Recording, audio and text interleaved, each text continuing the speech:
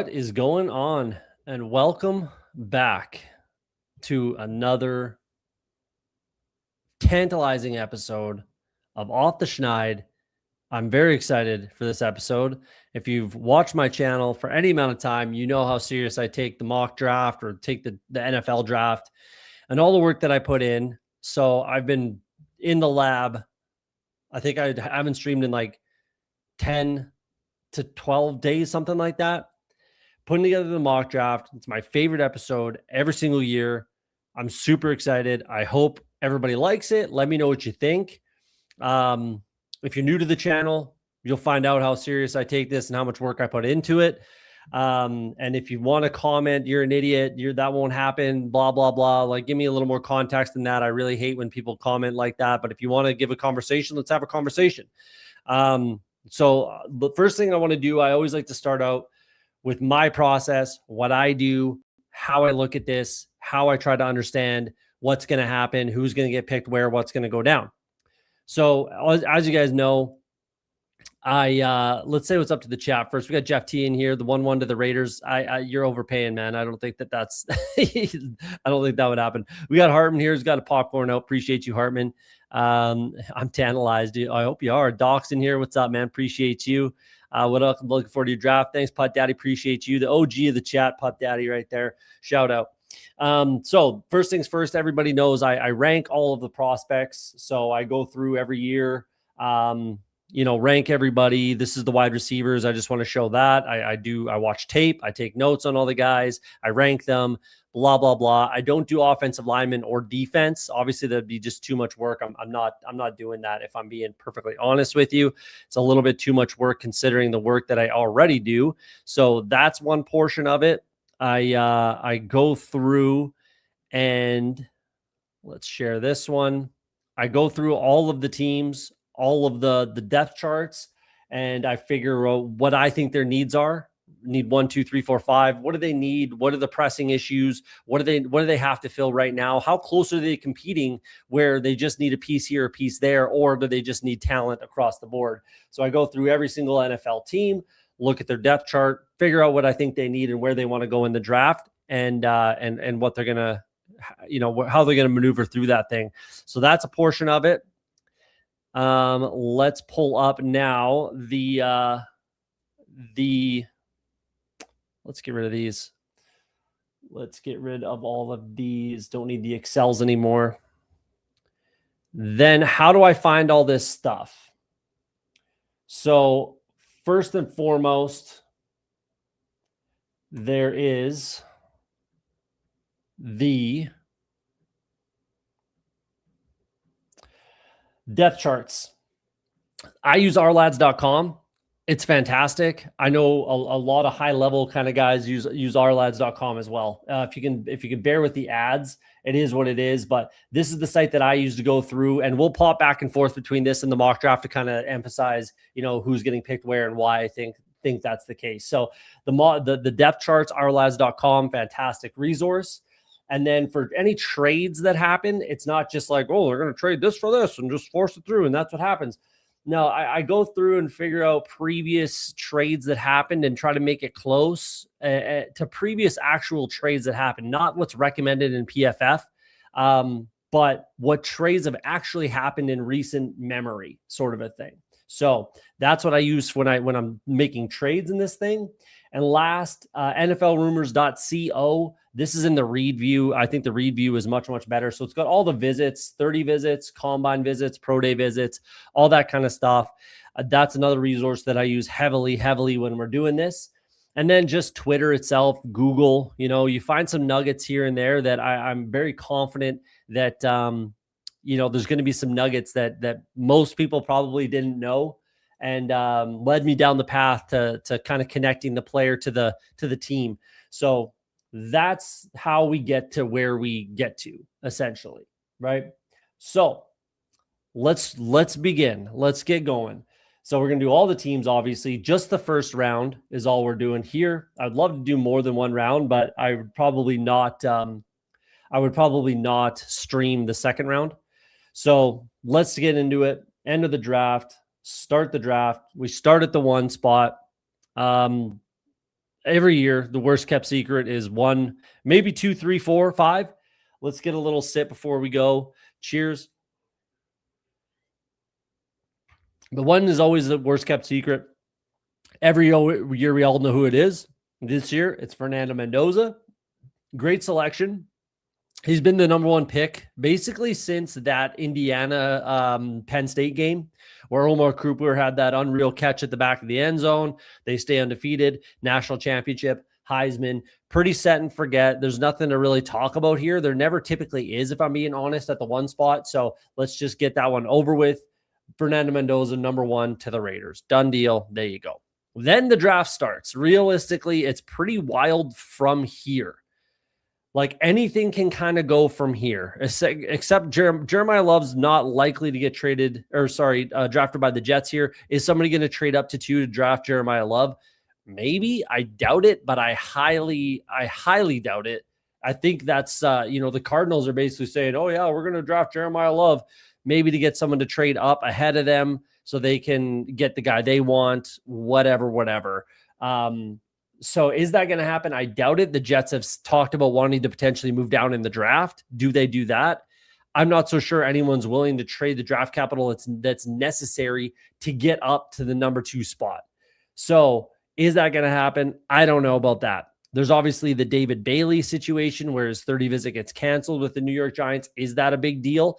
I mean, it's not nothing. Like, it's not the biggest deal in the world. Could they still draft David Bailey? Absolutely, but it's not nothing, right? So that's something to read into. Also, Arvell Reese is the other prospect there. Is he as ready to play in the NFL as David Bailey is? I would argue no, because 2 years difference, age difference, right? David Bailey is a true pass rusher. Arvell Reese is a little bit of a tweener. We're not exactly sure what he is. And is that what they're looking for? I'm not so sure. So who's the pick? Who's going to be the pick ultimately? I think that it's going to be Arvell Reese. I've been back and forth on this myself. I originally started with David Bailey. Let's just lock it in, Arvell Reese. I started with David Bailey because he's the most ready. He's the most ready to contribute in the NFL right now. And he's the most true, pass rusher of this class, essentially. He's the best, most pure pass rusher of this entire draft class. So I think in a vacuum, if a different team maybe was picking 2nd overall, I think it's David Bailey for sure. Again, that canceled 30 visit is not nothing. It's not the end of the world, but I don't understand why you wouldn't bring the guy in just to get him more familiar with the people in the building, do some more tape study, whatever. So, and the other factor is the Jets aren't competing anytime soon, right? They don't need Arvell Reese to be a guy right now. Again, like I said earlier, he's 2 years younger than David Bailey. So the ceiling could absolutely be a lot higher than David Bailey. Arvell Reese can also do a lot more than David Bailey potentially. David Bailey might just be a pass rusher in the NFL. Arvell Reese, I think, is a more complete player potentially. He's got to grow into his body a little bit, but I think he has the higher ceiling of the two, given that he's 2 years younger and already just a freak athlete and a bit of a stud. So I think at the end of the day, the Jets are going to settle on Arvell Reese. And I think it just makes a little bit more sense long-term for the Jets, who aren't trying to compete anytime soon. What's up to the chat? We got Candyman in here. Appreciate you. Shout out to the Overzet So You Think You Can Tell video. That was dope, man. Appreciate that. OTS. Good evening, OTS. We got a new collector in here. Appreciate you popping in, man. Moving on. Number 3. Again, a lot can happen here. Let's zoom in a little bit on the draft here. See if we can make it a little bit bigger for the peeps. There we go. So again, a lot can happen here. This is a bit of a mystery as well. If it's not Arvell Reese at 2, it's probably Arvell Reese at 3, or is it, right? So let's pop over to our lads. Let's pop over to our lads for the first time, and let's look at the Cardinals. What do they need? a lot of everything, realistically. This isn't a crazy good team whatsoever. They have good wide receivers. They're in a good spot there. Or at least they're okay at wide receiver, considering Trey McBride is there. Tyler Algier, James Conner, Trey Benson, even Bam Knight. They're fine at running back. I don't think that they take Jeremiah Love at all. I really think that would be an awful selection for the Cardinals. I think it's smoke and mirrors. I think they're trying to get someone to trade up. I just do not see it personally.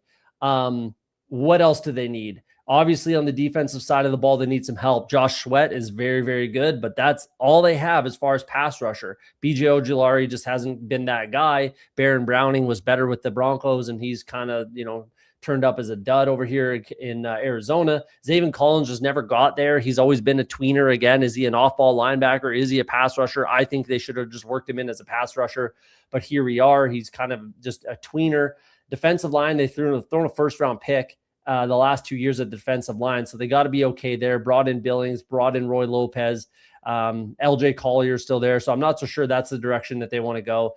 It's too early for anyone on the back end or any kind of linebacker. Sonny Styles you could put in there, but I just don't think that makes sense for them, and it might be a little early for an off-ball linebacker there. So what do they do? For me, it's two spots. It's either the offensive line. They took Paris Johnson a few years ago, left tackle. He's great. Isaiah Adams might be okay. Isaac Suomalo comes in. He's definitely going to start.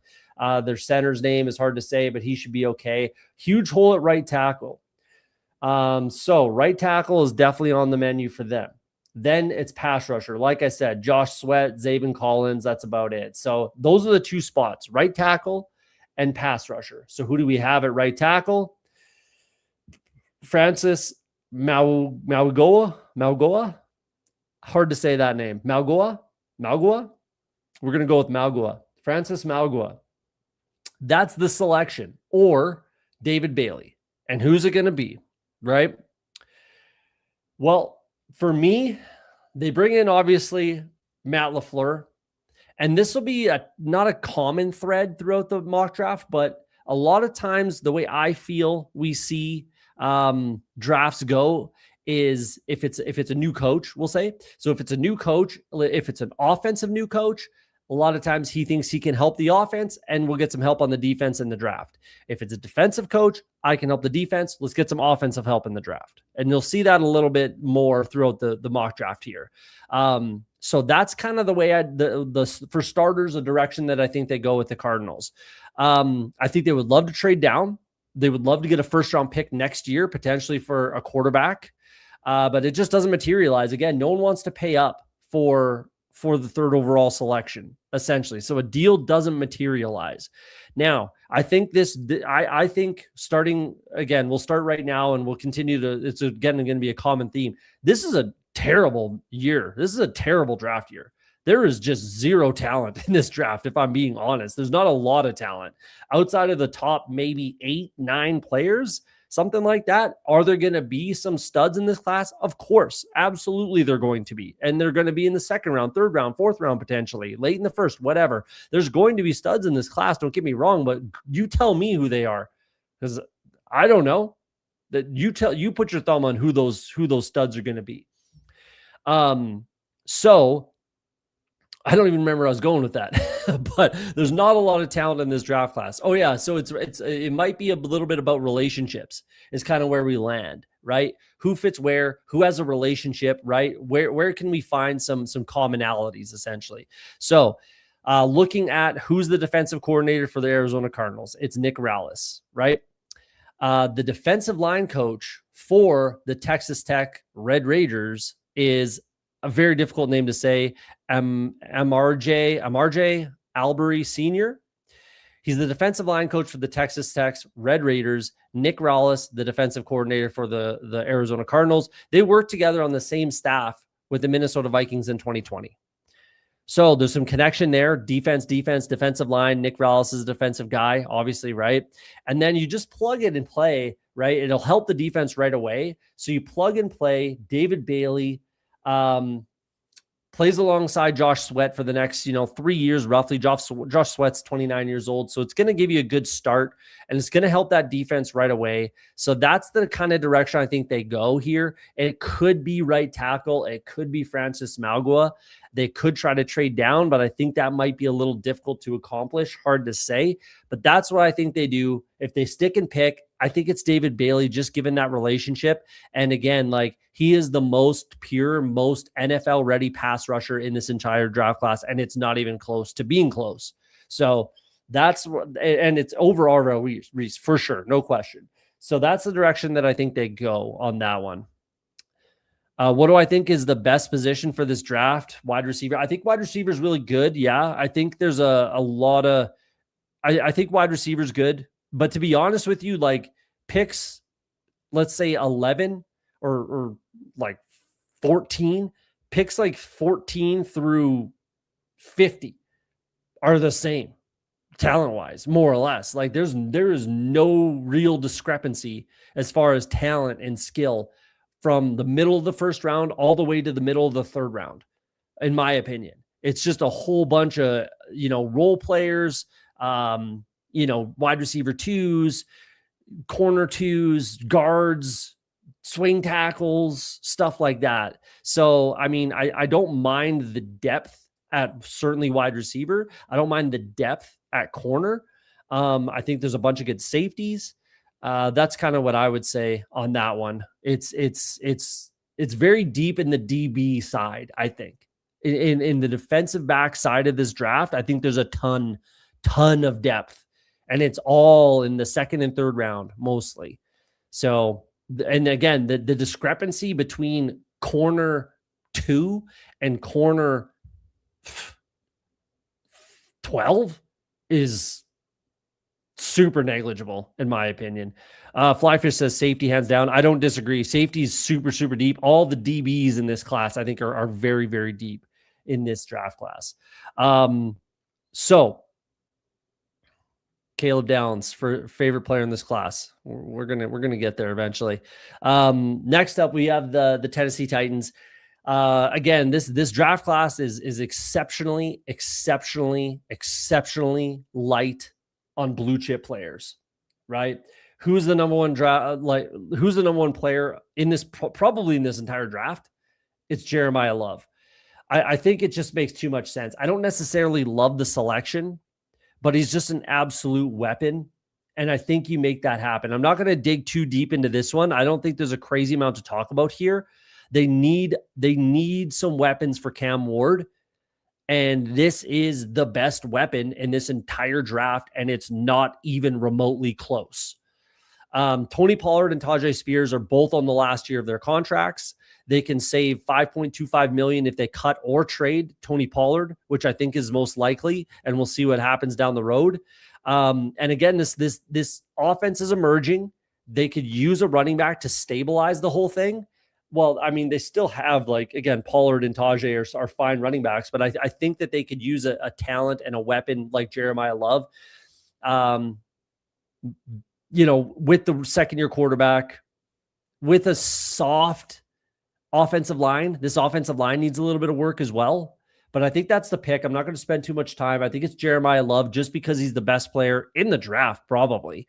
In my opinion, he's the best player in this entire draft. So there you go. Make it easy on yourselves. Just pick the best player, right? When it's a draft class like this, that's super weak, super thin, just take the best player in the draft when you can get him at pick number 4. Easy peasy. It's an easy game. Now, this is where it gets fun. This is where we get really fun. I don't think it's kind of chalky. I think it's kind of chalky. You can flip-flop Reese and Bailey, I suppose. And the only wrench that might get thrown there is Francis Mauigoa. But other than that, it's pretty chalky. I don't disagree with that. I'm not trying to break the mold here. This is what I think happens. So, number 5 is where we get fun. What happened recently? The Giants traded Dexter Lawrence for the 10th overall pick with my Bengals, right? I really would have liked a 3rd or 4th round pick to come back with Dexter Lawrence as well, but it is what it is. So they made the trade with the Bengals, 10th overall for Dexter Lawrence, and then immediately Joe Schoen hops on a plane, flies to Arizona, goes to Jordan Tyson's pro day, attends it, goes to dinner with Jordan Tyson immediately, right? That's very, very interesting.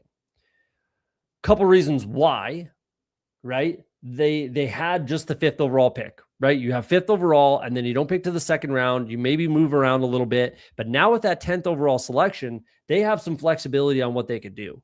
So they can do a lot of things here. They can go Sonny Styles. They can go offensive line with Magua. They could do Caleb Downs, sure, if they want to. Mansour Delane, any of these guys in the kind of top 10 remaining sort of thing. They could go with any of these guys, right? What do I think their needs are? I don't want to pull up my needs tracker, but let's take a look at the depth chart. So obviously we know wide receiver is a need, right? Offensive line, I think, is absolutely a need. Realistically, they only have their tackles kind of set with Illuminor and Andrew Thomas, and Andrew Thomas has not been, the face of health. So, and center as well. Sorry, John Michael Schmitz is a very good center, but John Running at left guard and even Daniel Falele at right guard, those two can be replaced quite easily, and you could argue they should be in short order. So there's a bit of a soft spot there. They brought in Likely, so tight end's in a good spot. They've got Cam Scadaboo, Tyrone Tracy, and Jeremiah Love is off the board anyways, so it doesn't matter for the Giants as far as running back is concerned. Then let's look on the defensive side of the ball. They just brought in Tremaine Edmonds on a 3-year deal. So Tremaine Edmonds, what is he? 6'5", 230, something like that. Very similar in stature to a player like Sonny Styles. Do they go down that road? I'm not so sure. Javon Holland and Tyler Nubin. They also brought in Jason Pinnock, Elijah Campbell's whatever, but Jason Pinnock comes in. I think they're pretty good at safety. Do they need corner? They brought in Greg Newsome. That's not, too much right there. But Darius Washington comes in, and Drew Phillips is already there for your nickels. Deontay Banks was a 1st-round pick. Paulson Adebo is good. So do they go to that direction? Maybe. Again, I just think that they have some flexibility now. And with this player that they take, again, immediately after making that trade, Joe Shane hops on a plane, flies to Arizona, and goes to the open workout, takes Jordan Tyson for dinner. That's not nothing. I think that that's their selection. Why do I think that's their selection here at 5? He could go later. That's going to be the conversation. You can get him later. You can get Tate. You can get this guy, whatever. I don't think Jordan Tyson makes it past the Saints. So the Browns could take him. I think they like somebody else potentially. The Commanders could take him. Definitely, they need a wide receiver. The Saints are heavily linked to Tyson. I do not think that Jordan Tyson gets past the Saints. So I do not think that they can get him at 10. They have a whole bunch of options open for them at 10. So they just take the kind of the best, not necessarily the best player on the board at all, but he's the only true number 1 wide receiver type of an option in this draft class that we know of right now as we sit here today.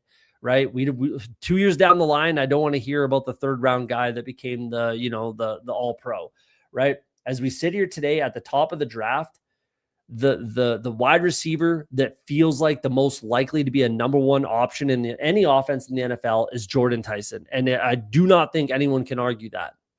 So they take Jordan Tyson, and then they leave some doors open for themselves at 10th overall. So moving on. Cleveland Browns. What do we got here? Cleveland Browns are on the clock. Again, potential trade spot. The Browns have talked about trading down potentially. Is that something that they do? I don't know.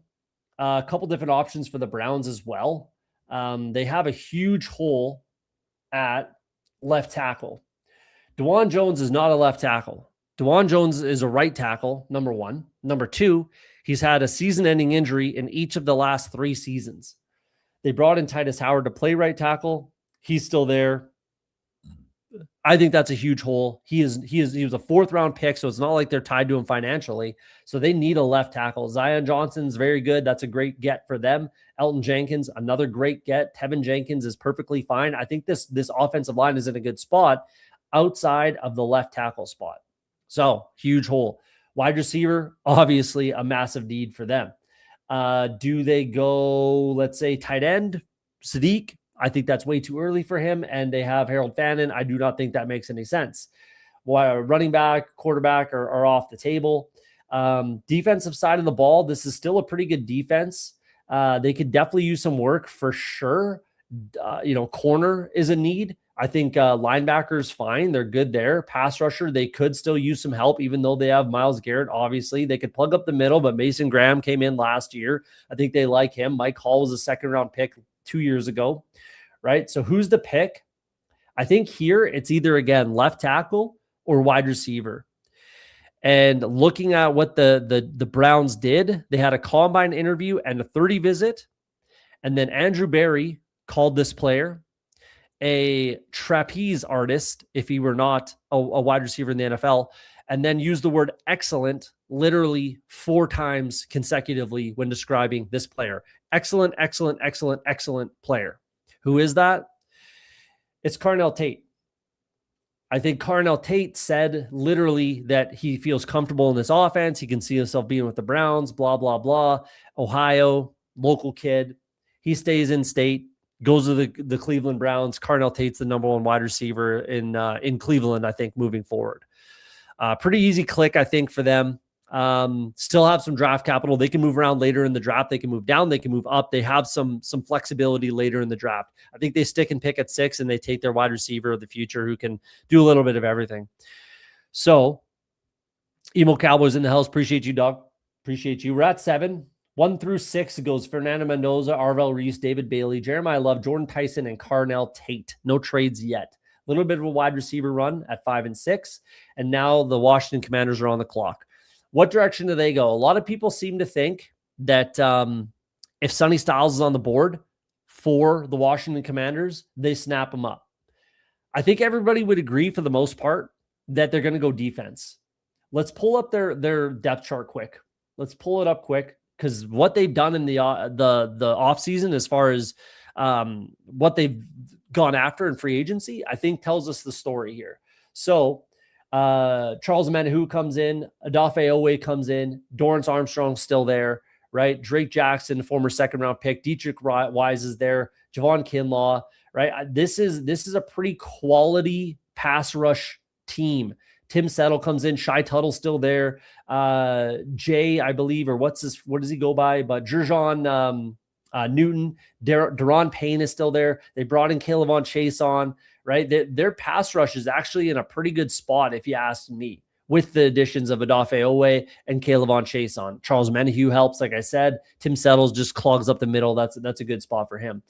But also like Nick Cross, there's that's not nothing. Will Harris still there. Quan Martin is definitely still the starter, in my opinion, there over Will Harris, but Nick Cross comes in as well. They could still have a needed safety there. Don't get me wrong.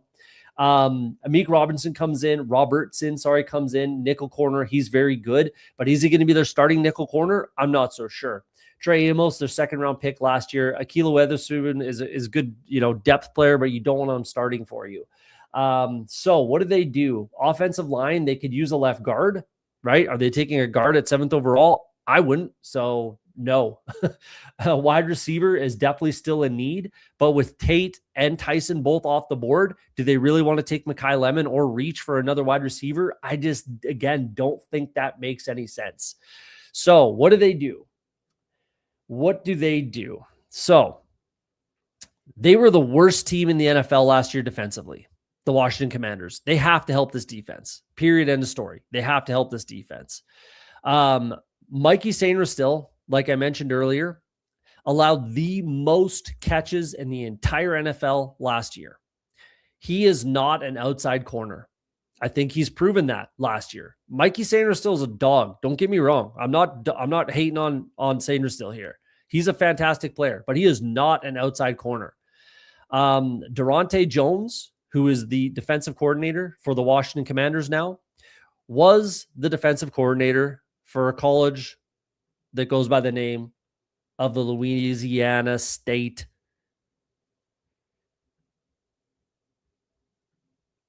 Mansour Delane is the pick here. Danny Etling is also on the staff.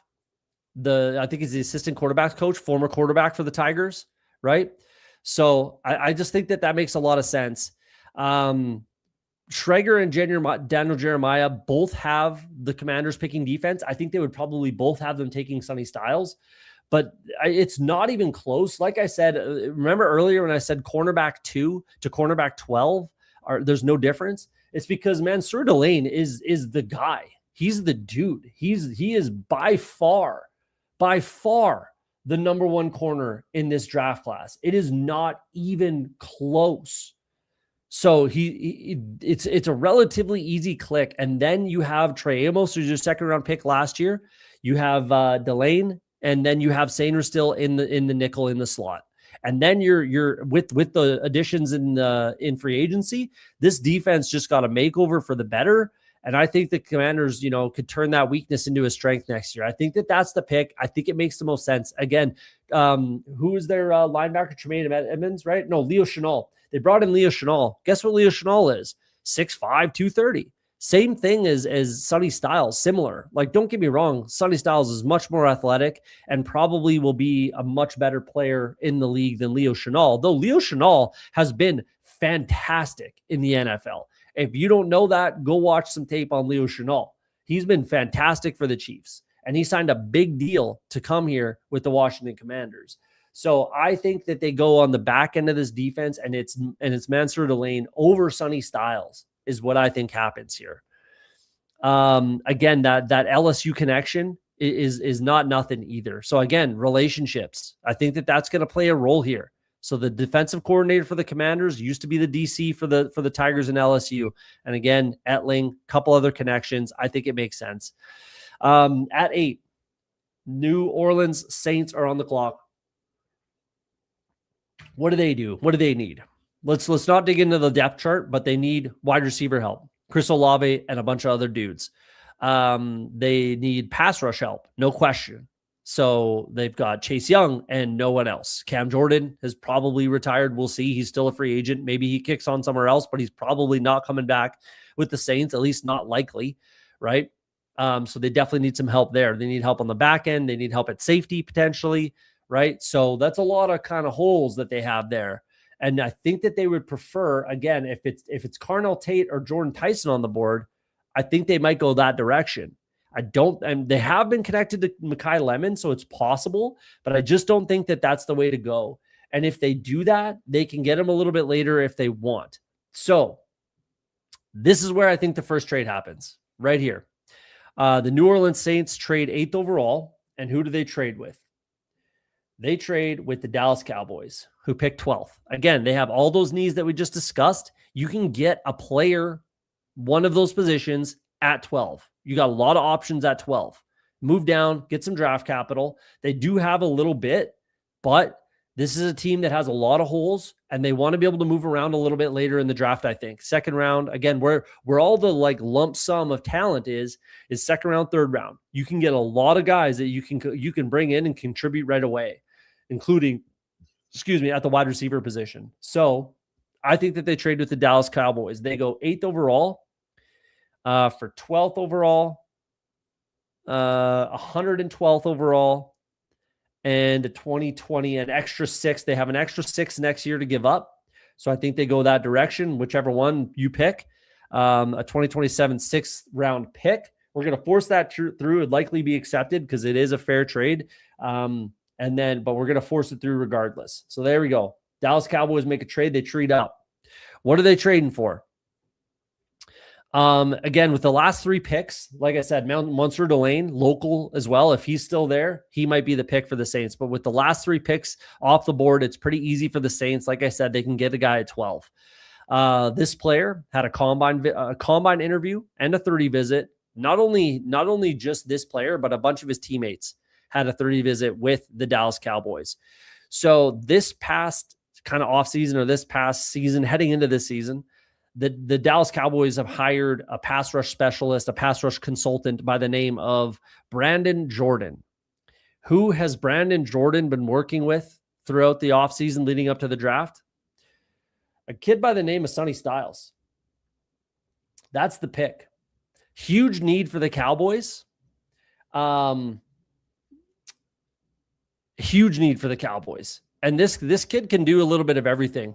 He can do a little bit of everything. He can pass rush a little bit, super athletic, massive need for the Cowboys, helps the defense right now. They didn't have to give up a crazy amount to get him either. So I think it makes a lot of sense. I don't think the Saints can command too much of a price tag. They're only moving down 4 spots. And I think that that's enough to get the job done. Maybe the compensation is a little bit different, but I think that that makes a lot of sense, makes the Cowboys better. And the Saints have some flexibility later in the draft to move around, and they still get a guy that they like at 12. So that's what I think happens there. We got the first trade. Dallas Cowboys trade up for Sonny Styles, who's still on the board at 8. That's, I think, the floor for Sonny Styles. I don't think he goes any later than 8, no later than 8, because that's the last. Well, maybe there's an offensive lineman probably with the next pick here. That's the last probably blue chip player, but maybe not even. Sonny Styles might be the last blue chip player in this entire draft class. And I wouldn't even put Tyson or Tate in that bucket. I'd put the top 4 and then Delane and Styles in that bucket for blue chip players. And that is literally it. Literally it as far as blue chip players are concerned in this draft, in my opinion. Everybody's going to talk about Caleb Downs. I get it. And I haven't looked at the chat in 2 seconds, and maybe that's what's going on. Don't disagree with anything you're saying thus far. Hey, appreciate that. Appreciate that. Cody, we back? I'm always back, baby. I'm not going anywhere. What do we got? We're on the clock. Chiefs are on the clock at 9. I thought this could be a trade up spot for this player that they take. But I think at the end of the day, it's not gonna need to happen. I don't think they're gonna have to do it. I think I pulled back the trade. I did a couple iterations and I said, you know what? I don't think they have to trade up for this guy. And if they do, the players, I had them trading up to 6 with the Browns, but then the Browns probably don't get Tate at 9. So I don't think that makes sense for the Browns. I think they just go, yeah, we'll just take Tate. We're not trying to move down to 9 and miss out on a guy that we love, and I don't think that they're going to trade an overwhelming amount, the Chiefs here, in order to get this player, because I think there's a couple other guys that they could go with. So what are the needs for this offense and this defense? Defense is a huge need defensively. If Monsieur Delane is on the board, they snap him up, no problem. That's a huge need. Safety is a need. Pass rush is a need. Linebacker is okay, I think. Jeffrey Bass I like from last year. Offensive line at right tackle. People want a weapon there. I'm not so sure it's entirely necessary. Yeah, you could throw a wide receiver or tight end, obviously, with Kelsey retiring likely after the season. But I'm not so sure a weapon makes all the sense in the world. Maybe down the line later in the draft, but definitely not here at 9. That's for sure. What has been said recently? What have we been hearing recently about the Chiefs? Andy Reid is hell-bent on fixing the offensive line. Right tackle is the only legitimate hole on this offensive line. They just drafted Josh Simmons in the first round last year to be their left tackle. Left guard is fine. Jonah, I can't remember how to say his name. Left guard is fine there. Center, one of the best in the business. Right guard, one of the best in the business. Right tackle is a huge hole. Jawan Taylor, that's addition through subtraction. Get him off your squad. Jalen Moore, they paid him like he should be playing more, but he's just not, and he never has. So I don't see them going that direction this year. Plus, he's off the team next year. Wanye Morris just hasn't been that guy. So what do? I think it's Francis Magua. I just think that's too much of a fit. He is the best right tackle, and there's a bunch of them in this class. So I think that makes the most sense for the Chiefs. I don't think they have to trade up unless they trade up with the Cardinals. That's the only thing that makes sense as far as the Chiefs trading up for this player is all the way up to 3 to select him. So the Cardinals can't, because it's either David Bailey, Arvell Reese, or Francis Magua. And that's it. Those are the only 3 players for the Cardinals 100% if they stick and pick. So I think the Chiefs are super happy to get him at 9th overall. He's the first offensive lineman, the first tackle off the board. I just think it makes the most sense at the end of the day. I had them doing a few different other things, including trading up for David Bailey, which I do think is possible as well. Texas Tech connection, right? And they need pass rush help, but I think they can get that a little bit later in the draft. I think they shore up that offensive line and just they're done. That offensive line is in very good shape. That's fixed. You're hell-bent on fixing it, it's fixed. Done. With 1 pick, and they have a lot of draft capital in this draft class. So we'll see where they go from there. Next up, we got the Giants on the board. Hartman liking it so far, and Jerry gets to make his splash move. Jerry's always looking to make a splash, right? So I don't want to see my boys trade up from 9, take Bain and call it a day. Take Bain over Malgua, would you? If they trade up, if they don't trade up, they're both on the board for me. So it could be Bain. I also had them sticking and picking Bain at 9-2 at some point. So there you go. I don't disagree with it, but I think that it just makes more sense to just finish up and then your offense is done. They brought in Kenny Walker, obviously. I don't think that wide receiver or tight end is that much of a need, that their offense is completely ready to go for this season. And then they address the defense later in the draft, which they have a lot of capital to do so. And I think they do. We'll get there a little bit later. Next on the board, we got the Giants, the pick that they got from my Cincinnati Bengals for the Dexter Lawrence trade, 10th overall. Like I said earlier, they opened some doors for themselves to give themselves a little bit of flexibility, right? What do they need? We went over it earlier. I think that they have to address this offensive line. They have to. They have a second-year quarterback that they have to take care of that likes to run around a little bit. They got their offensive weapon. They got a wide receiver for him.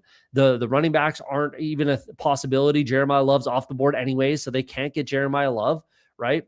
They have Scadaboo. They have Tracy. You know, they're okay in that regard. They need some help on the offensive line. So who do they go with? I think that they need a right guard and left guard and a right guard. I think they need guards like we talked about earlier. Those are the holes.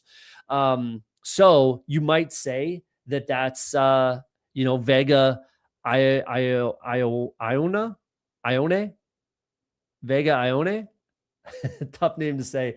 But either way, you might say that because he probably is the best left guard in this draft. He is the best left guard in this draft. And that's a huge hole. It can make a lot of sense. But this player offers a little bit more flexibility for them, including at either guard spot. He's been touted as being able to play anywhere on the offensive line. And the biggest reason that I think they take him, only 2 teams that I could find brought him in for a confirmed 30 visit. Only 2 teams. One of them is the Giants, and the other one doesn't matter. But one of them is obviously the Giants. They got Tyson at 5. The biggest reason I think they go with this player is it offers them, again, a little bit of insurance, not only for Jermaine Illuminor at right tackle, but also Andrew Thomas at left tackle. So it's Spencer Fano, I think, is the direction that they go. Again, it's the Andrew Thomas insurance built in to one of the guard spots. He plays at left guard, right guard, doesn't matter. Probably right guard or maybe left guard because they brought in Daniel Falele, right? Replaces John Runyon. Doesn't really matter. And he can play center. He can play right guard. He can play literally anywhere. Left tackle, right tackle, anywhere you want. But again, he offers that Andrew Thomas insurance. He has left tackle experience early in his career. So I think that that's the pick, and that's the reasoning why they take Spencer Fano here. So I think they need an offensive lineman, and I think that makes the most sense for them. So that's the pick. They shouldn't take wide receiver early, fix the line. Hopefully Mahomes makes better decisions than last year. I agree with that. Let's not forget Mahomes won a Super Bowl with Sky Moore. Yeah, exactly. I think that makes the most sense to take their offensive line there and just get it wrapped up. As long as he's on the board, as long as Francis Mauigoa is on the board there at 9, I think that's what they do. And I don't think they address a weapon with their second, third pick in this draft class, 4th. Right. I know they have a lot of capital and they can move around if they like, but I do not think that they take a wide receiver early or tight end early, but we'll see. Next up, we got the Miami Dolphins. We got 1 through 10 done. We got Mendoza, Reese, Bailey, Love, Tyson, Tate, Delane, Sonny Styles, and a trade up for the Cowboys, Mauigoa and Spencer Fano to the Giants. We got the Miami Dolphins on the clock at 11. What do they need? Everything. They have so many needs that they really could throw a dart at their depth chart and pick that position, and it'd be great. Could be Mekhi Lemon. I don't think that makes sense for them this early in the draft. Could be defense, though they just hired again. This is going to keep coming up. Defensive head coach that they just hired. I think he thinks I can fix this defense. I can make this defense better just by me being here, right? And calling this defense a little bit better. Plus, it's actually not a bad defense. The back end, the DBs on this Miami Dolphins defense is trash. Don't get me wrong, but there's no one here right now that's going to help that defense. You might say Caleb Downs. I don't, and we'll get there when we get there. So what do you do in a draft like this? Address the trenches. And what do they need? They need offensive line. Specifically, what do they need? Again, needs all over the roster. But Jonah, I can't say his name either. Saviane. He was literally the worst left guard in the NFL last year. Literally the worst. So this draft pick either pushes him to the bench or pushes him over to right guard, where he does have some experience in college playing right guard. So maybe it pushes him to right guard. Maybe it pushes him to the bench because he was god awful last year. And they need to stabilize this line. I think Patrick Paul is pretty good on the at left tackle. And I like this player to fill in the left side. So who is it? It's Vega Ione.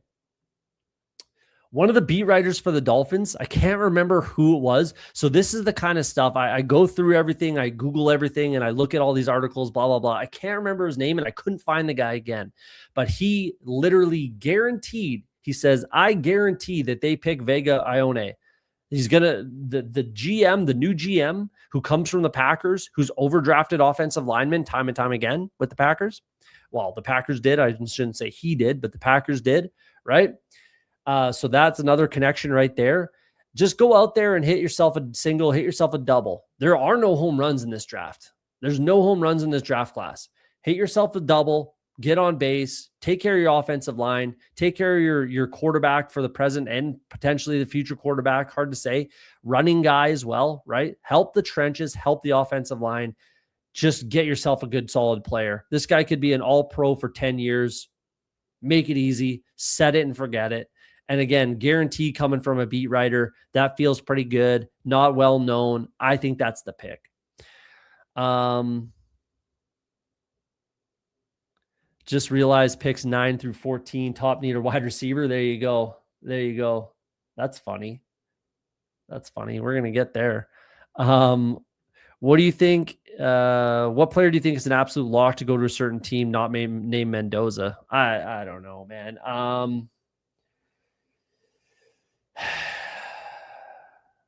I don't know. Jeremiah, like anyone that tells you, oh, yeah, this is it, that's the player, don't believe them, because don't believe me.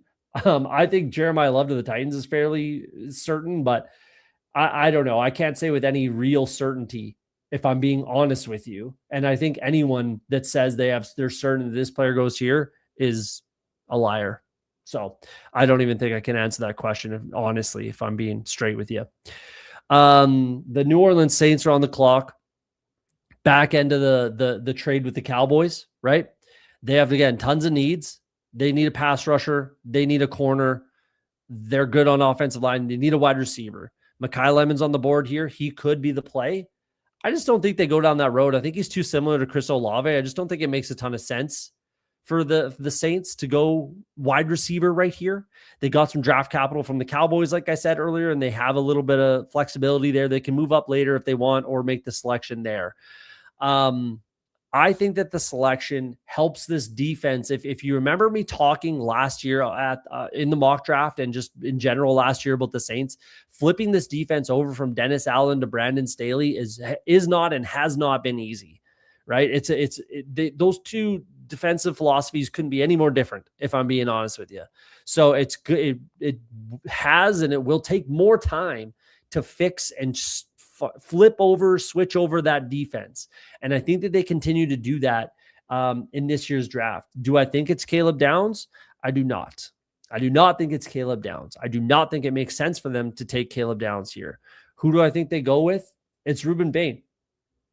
I think I remember seeing something that he could tell you like every play from Chase Young's rookie season or something like that. I couldn't find the source again, so I don't want to speak out of turn on that one. But they had a combine visit with him, and Kellen Moore attended the Miami Pro Day. I saw another thing where it was like the like first 3 picks of the draft last year or something like that. Kellen Moore was at the Pro Day for the Saints, something like that. And again, they just have to continue to turn over this defense. They have Chase Young. They bring in Ruben Bain. They're good as far as pass rush is concerned. Their defensive line's okay. Like I said, Cam Jordan's not back, and this is a gettable division. I think their defense is good enough and their offense is good enough, especially with all the capital I have in this draft class, that they can make some moves in this. Shout out to Nice and Blunt, who picked the Saints to win this division. I could definitely get on board with that, especially if they have a good draft. And Ruben Bain, I think, is a good start. So that's the direction I think that they go. I can say with real certainty that I'm paying taxes next year. There you go. 100% of the time we're all paying taxes. That I can guarantee you. So Ruben Bain's the pick for the Saints on the back half of that trade. We've got the LA Rams on the clock. What do the Rams do? This team is stacked, man. This team is in really, really good shape. Really good shape. They could use an offensive lineman. They could use a wide receiver, which, Jeff pointed out as being their number one need. Number two need, offensive line tackle right there. Linebacker, I think they're okay. I don't think that's a dire need, but sure. So what do they do? I'm not going to dance around this. This seems to be the most chalky pick right now. I think it makes a lot of sense. Mekhi Lemon. I think he just fits like an absolute glove in this offense. A few things that push me here as well. Yes, it's local. Like, he's obviously a USC guy, and the Rams are obviously in LA, right? Les Snead said at his pro day, I believe it was at his pro day, that Lemon, quote, and I quote, Lemon makes watching football feel fun. Does that sound like a player he likes? Right? McVay, I know, likes him. They held a 30 visit with him, which is exceptionally rare for the Rams. The Rams do not bring players in for 30 visits very often. Snead went to the USC pro day, so that was the USC pro day, which again is very rare. Yes, it's local, but they just don't go to pro days or make 30 visits. They just rely on tape. That's why the Rams do business. And again, he could just be that last piece of this offense. And then the Rams are far and away the favorites probably to win the Super Bowl this year. I think their offense and their defense are just so stacked that it's scary, very scary. Mekhi Lemon just puts them over the edge. I like this pick a lot, especially for my best ball bags. I think it makes a lot of sense. Correction, the Rams don't publicly release their 30 visits often. As far as I've heard, they don't bring in a lot of players. So maybe they don't publicly release them. A lot don't. A lot don't release their 30 visits. But as far as I know, that they very, very, very heavily rely on tape, and they don't go to a lot of pro days, but they held a 30 visit and went to his pro day, both very rare. So give me Mekhi Lemon to the Rams. I think it makes the most sense. Baltimore Ravens are on the clock. This is an odd one too. This is an odd one. Where do I think they go? They need some offensive line help. Let's pull up their depth chart here. Let's pull up the depth chart. So, new coach comes in, Jesse Minter, right? Declan Doyle is the new offensive coordinator. They got Trey Hendrickson for the whole Max Crosby fiasco there. Lot of DBs, former first round picks, in the backfield here. So we got Nate Wiggins, Kyle Hamilton, and Malachi Starks, right? 22, 24, 25. Marlon Humphrey, I'm not really counting. 2017 first round pick, still on this team, so shout out. But a lot of first round picks in this back end. Chidobe Awuzie can get the job done. TJ Tampa, I don't mind. Marlon Humphrey can still get it done. Nate Wiggins and Awuzie, like I said. Safeties are in a very good spot. Hendrickson, Roquan, one of the best linebackers in the game. Buchanan's been fine. Trenton Simpson can definitely help. Tavius Robinson was pretty good last year. Mike Green, their second round pick. Adisa Isaac, right? They're in a good spot. They got some good news on Matabike, so that's good for them. Broderick Washington and Travis Jones can still get it done. Their defense is in a good spot is what I'm getting at, right? Defense is in a good spot. And like I said, Jesse Minter coming in has got to say to himself, I can help this defense. Just me coming in, I can help this defense. I think that's what he says as a defensive head coach coming in. So offense needs a little bit of help. Obviously, the offensive line could use some help. They need a center. They need a left guard. John Simpson, I think, can get the job done. I like Roger Rosegarden for sure. And as long as Ronnie Stanley's healthy, he's very good. They have Emory Jones, who can be, a swing tackle kind of guy. And then Danny Pinter can be a backup center. I don't hate that. In a pinch, I guess you could start Danny Pinter, but they definitely need to address left guard and center. Do they go that route right now at 14th overall? I do not think so. They need a weapon. So Mark Andrews and Durham Smythe are the only two tight ends on this team. Is Kenyon Sadiq the pick here? Maybe. Zay Flowers, and that's about it as far as wide receivers. Rashad Bateman was a first-round pick in 21, and this guy's been an absolute bust in my opinion. Devontae Walker could maybe do some fun things, but mostly he's a field stretcher in my opinion. So Zay Flowers, Mark Andrews, that's all Lamar Jackson has to throw to. Lamar Jackson is there now and voluntary workouts, which has never happened in his career as far as I know. So that's kind of telling that maybe, they've filled him in on what they're going to do at 14. And I think they're going to address, the offense and get him a weapon. Now, who is that going to be? Right? Who is the next kind of wide receiver, or who's the next weapon that they could go with? A lot of people would probably say Kenyon Sadiq, right? Because of Isaiah Likely moving on, right? And Charlie Kohler moving on. But they have drafted, don't get me wrong, they have drafted tight end early. Hayden Hurst was a first round pick for the Ravens, but in that same draft class, Mark Andrews was a third round pick. Isaiah Likely was a fourth round pick for them. Are they going to take Kenyon Sadiq this high? I just don't think so. And it's not the same offense. It's not even the same regime. Like Eric DeCosta's still there. Yeah. But Jesse Minter comes in, Declan Doyle comes in. Are they going to want Kenyon Sadiq? I'm not so sure. What direction do I think they go? They had a formal combine interview with this player. They had a 30 visit with this player. And Eric DeCosta, like I said, he's no stranger to drafting both tight end or wide receiver in the first round. He's drafted a bunch of wide receivers in the first round, Zay Flowers included, right? They have to get some support for Lamar Jackson, in my opinion. And from Peter Schrager, this is a quote from Peter Schrager. Some NFL sources I've spoken to have this player as the second or third wideout in this class. So if they get him as the fourth wideout, then I think they're in good shape. This might be a shock to a lot of people, but I think they go with Denzel Boston. He is the number one X wide receiver probably in this class. Just straight up X wide receiver. It's probably Denzel Boston as the number one. So they need some help in that regard. They need a guy that can go up and get it. 6'4", 220, roughly 215, I think, something like that. Might be a little on the slow side as far as some people are concerned. 4.5 is completely fine in my opinion. I think that's the direction that they go. There's some connection there. Like I said, 30 visit, combine interview. They're interested. If Eric DeCosta is one of the sources, and I did find some interviews where there's clearly somewhat of a relationship between Peter Schrager and Eric DeCosta. I think it just makes most sense for this offense. Yeah, it could be Sadiq, but I just am not sold that they try to replace and mimic the Todd Monken offense with Isaiah Likely. I just am not convinced with that. And don't overdraft traits. Essentially, I don't think that the Ravens are going to do that. So though you could say, but drafting Boston is overdrafting traits. Don't get me wrong. I wouldn't call you a liar on that one, but I just think that that's the pick. I think it's Denzel Boston. So 15th overall.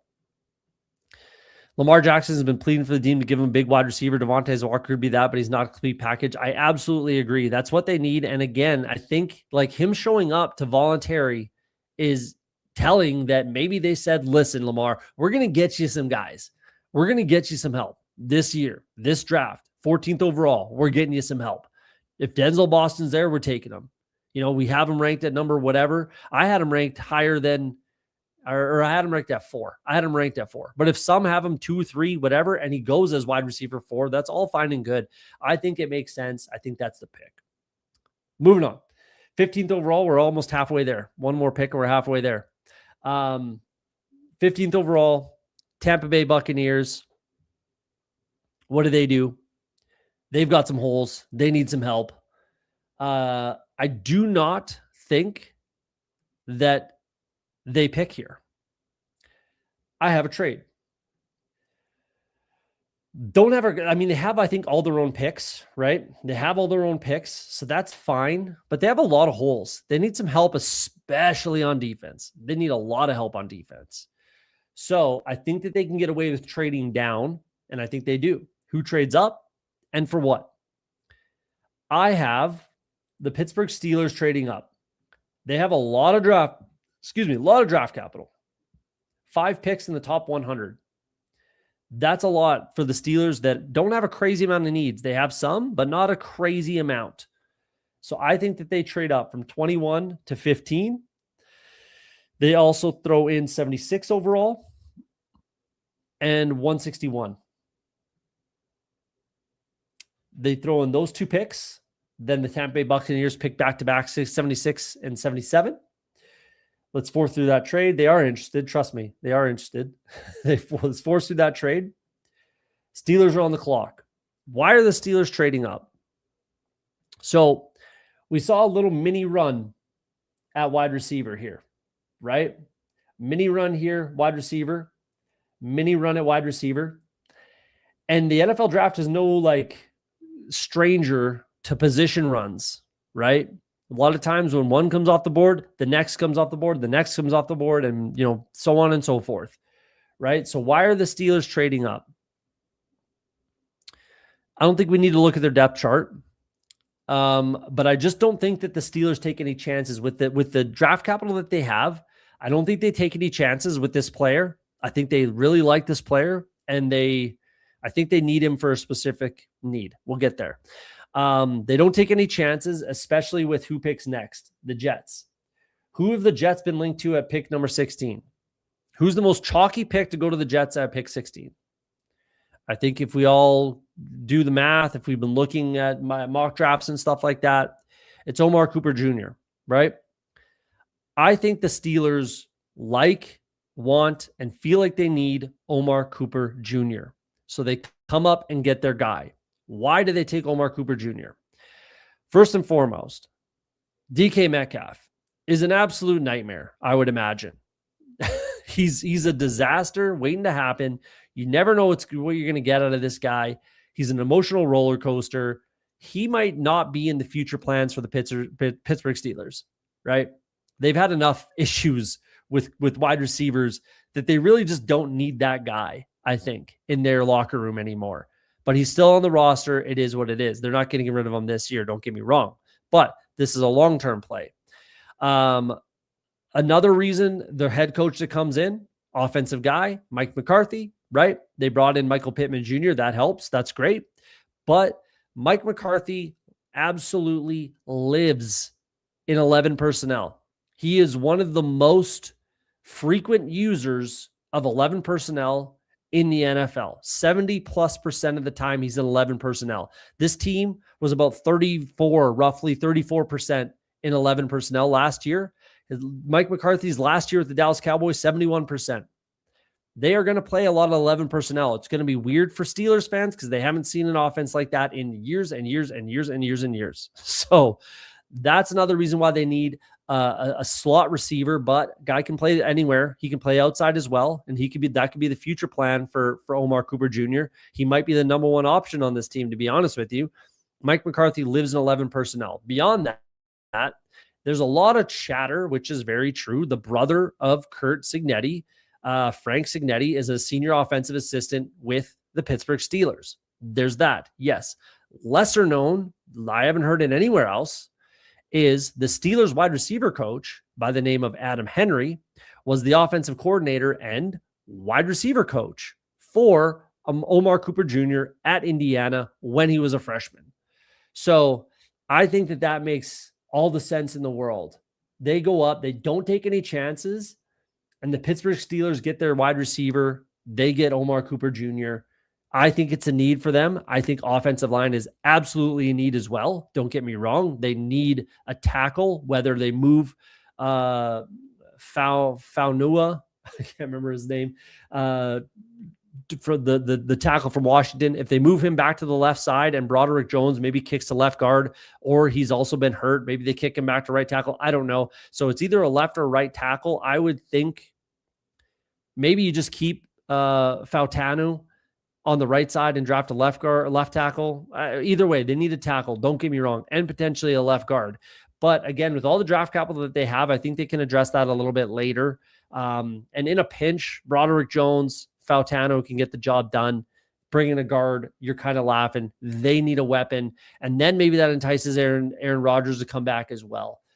So that's kind of what I think they do. I just don't think they want to take any chances with their guy if Omar Cooper Jr. is their guy. And the reasons I gave are kind of the reasons why I think he could be. So big trade, Bucks trade out, Steelers trade in. New York Jets are on the clock.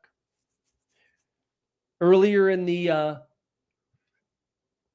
offseason kind of thing, leading up to the draft here, the Jets talked about potentially trading down. Do they do that at 2? I don't think so. I don't think anyone's willing to pay the price tag to trade down from 2. So they get Arvell Reese. That helps their defense right away. But I think this is a spot that they could absolutely look to trade down, and I think they do. Who do they trade with? Who's trading up, and who are they trading for? So we have a trade. It's the Cleveland Browns. They got Carnell Tate. They got their wide receiver earlier in the draft, right, at 6. So 24 for 16. What else did they throw in? 70th overall. And 149. So they still have a high second-round pick, 107, a couple other draft picks. They got Tate, and they get this player here. They're happy with their draft haul, essentially, especially with their second-round pick. So that's the trade. Likely will happen. It's fair. That's cool. Force it through. Browns trade up to 16th overall. Why are they trading up to 16th overall? Very similar to what the Steelers just did to them, right? So Omar Cooper Jr. linked to the Jets. They trade up 1 pick ahead of the Jets and snipe them, right? Same thing happens to the potentially happens. Maybe they like the other guy better, but they trade up ahead of the Detroit Lions to get the guy that they like. Who do they like? Again, like I said earlier, desperate need at left tackle. Desperate need at left tackle. They had a 30 visit with this player. The biggest thing that I kind of took out of it was neither Todd Monken nor Andrew Berry went to the Alabama Pro Day. Who is that at Alabama? So it's tackle. I'll break the mold. It's tackle. Who is it? It's Caden Proctor. They did not go to the Pro Day. That's telling to me. There is a connection with Georgia and Todd Monken, obviously. I think Monroe Freeling is probably the most legit, just pure left tackle in this class. And that's what I think they take. Monroe Freeling, 16th overall. They get out ahead of the Detroit Lions to get him, to make sure they get their guy. And that's what they do. There you go. Then we got the Detroit Lions on the clock. Taylor Decker's gone. I'm not going to dig too far into this one. This one's pretty straightforward to me. I think this one's super. This might be one I feel the best about. The question earlier, if he's on the board, if Caden Proctor's on the board, I think Caden Proctor is the pick for the Detroit Lions. Why do I think he's the pick for the Detroit Lions? Daniel Jeremiah, quote, says the Detroit Lions love Caden Proctor. Combine interview with Proctor. That's all we have that's official. I do think that Penei Sewell moves over to the left side and is their left tackle for the present and the future, which leaves a massive hole on the right side. Caden Proctor played left tackle at Alabama. Left tackle, right? Look at his measurables. That's a right tackle. That's a right tackle right there. So they have experience with Penei Sewell moving a left tackle to the right side and having some extreme success with that. So you have a fantastic resource built in right there in Penei Sewell to give this kid some pointers on how to move from one side to the other. And this is a right tackle body. This is not a left tackle guy, right? Unless your quarterback's left-handed, I suppose. But this is not a left tackle. This is a right tackle. The kid weighed up to 390 pounds. That's a concern. You have to watch that, obviously. But I think that he is a right tackle, not a left tackle. And that's what the Detroit Lions draft him to be, is their right tackle. So Caden Proctor is the pick for the Detroit Lions at 17th overall. Next up, we got the Minnesota Vikings. This is one of the weirder teams in the entire draft, in my opinion, on what they're going to do. I'm not sold on pretty much anything. I hate this draft, like my mock draft or the draft in general, because the draft is terrible. Don't get me wrong, but maybe you hate my mock draft too. Makes total sense though. I could see them taking either, to be honest. Just hope it's Freeling. Yeah, over. Or are you a Lions fan, Hartman? Like you want Freeling over Proctor? Is that what's going on? How they trade up and just snipe them?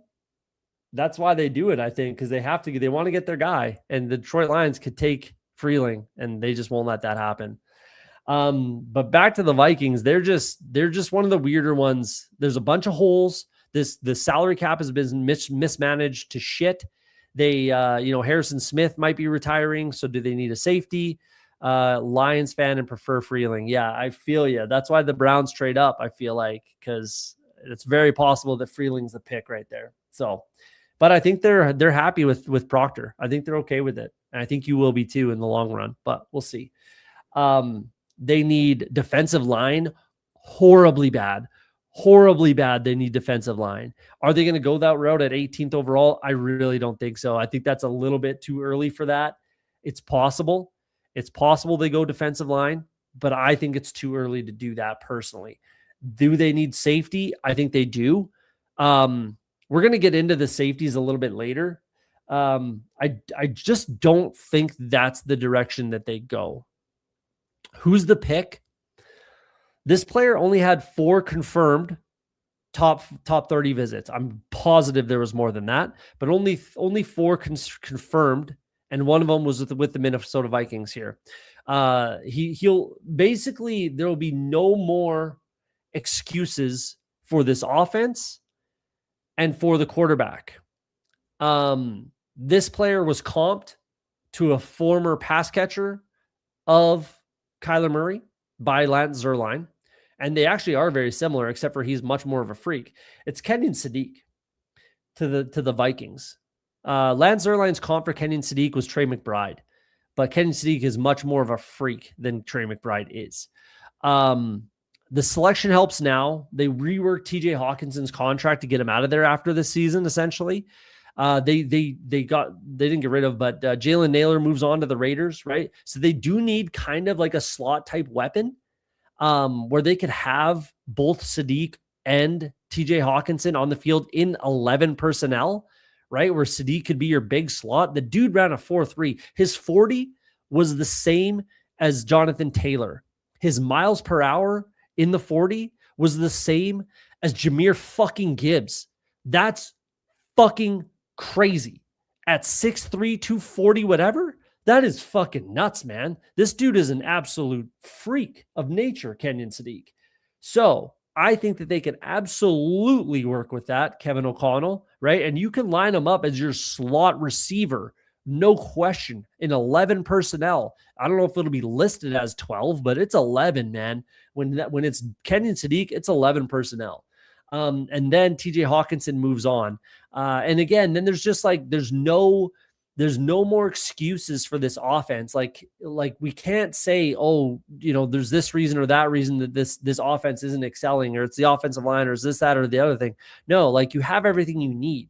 So if Kyler Murray can't succeed with everything put together this year with Kenyon Sadiq coming in, then he's obviously not their guy. It'll tell them everything they need to know about Kyler Murray, I think. So that's the pick. Though the Vikings are one of the weirder ones, in my opinion. They're one of the most wildest cards in this entire class. They could move up. They could move down. I think moving down might be more likely. They could, it's a weird one. It's a weird one. So I have them taking Sadiq. We'll see what happens, but I'll admit I don't mind the selection, but I'm very leery on what the Vikings are going to do this year. They don't technically have a GM. They have an interim guy. Is it Kevin O'Connell running this draft? Maybe, probably. He has the final say, I'd imagine. And you're telling me he's going to say no to Kenyon Sadiq? I don't know about that. So Panthers are on the board. What do? They've been talking about just BPA, best player available. It's what we got to do. If it's a wide receiver, cool. If it's a offensive lineman, cool. If it's a defensive player, cool. We'll take the best player on the board. Who is the best player on the board? Everybody's going to say that this is too far for Caleb Downs. The problem with Caleb Downs, there's a couple problems with all the safeties. Like Flyfish was talking about, and I was talking about earlier, we were talking about there, the depth in this class. Safety is very deep, in my opinion. So are you going to chase safeties up the board this year? I don't think you do. I think you wait and see if there's a run, then take your guy if you need to.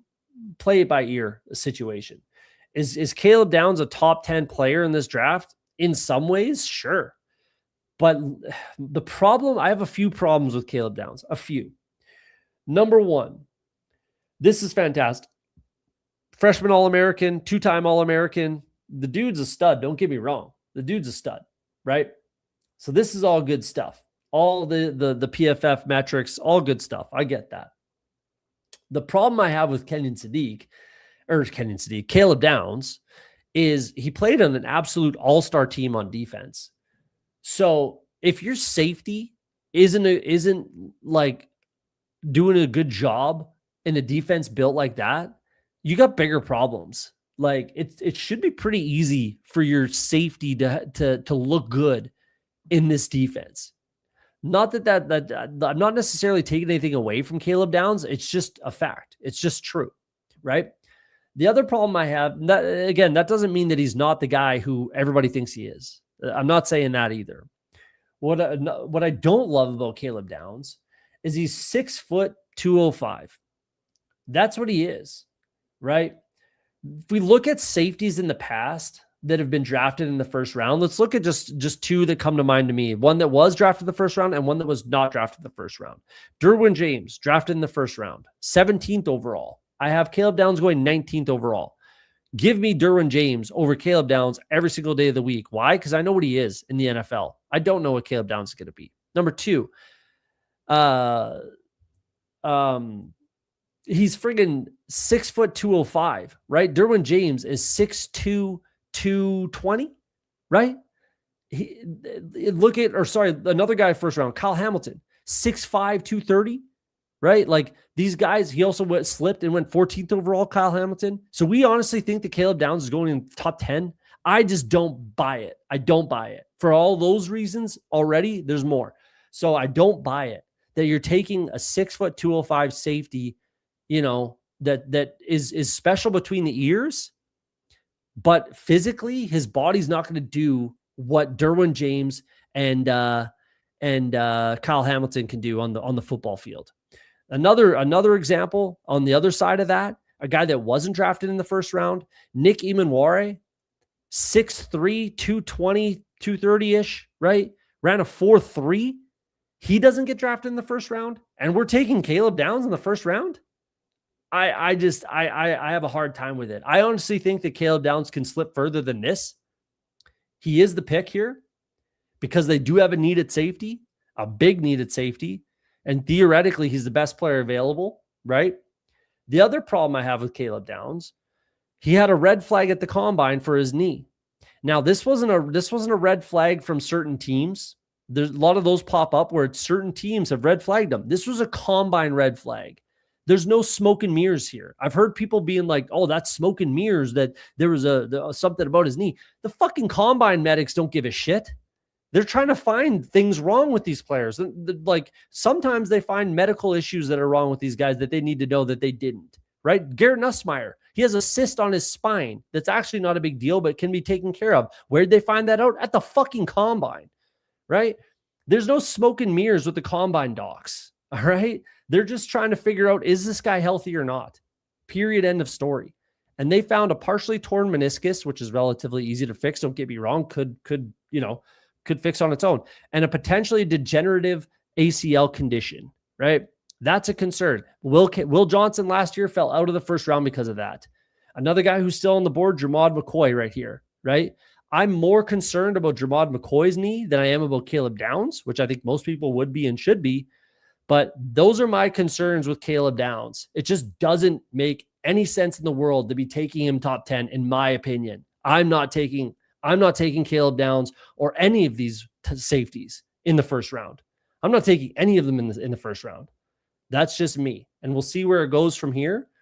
but I'll make the pick with Caleb Downs at 19 for the Panthers because he probably can make the most difference on this defense right now. This team won the division last year, right? They want to get back to the playoffs. They got to make that defense a little bit better. And Caleb Downs is, again, theoretically the best player available. So the Carolina Panthers make the pick. I wouldn't be surprised if Caleb Downs falls further than this, my opinion. And I know a lot of people will disagree with me on that one, but appreciate that, Boogie. I try my best, go Canada. Appreciate you. So that's the pick. I don't like it at all, actually. These last two picks, Kenyon Sadiq and Caleb Downs, I hate the two picks, but it's just kind of the direction that everything led me to.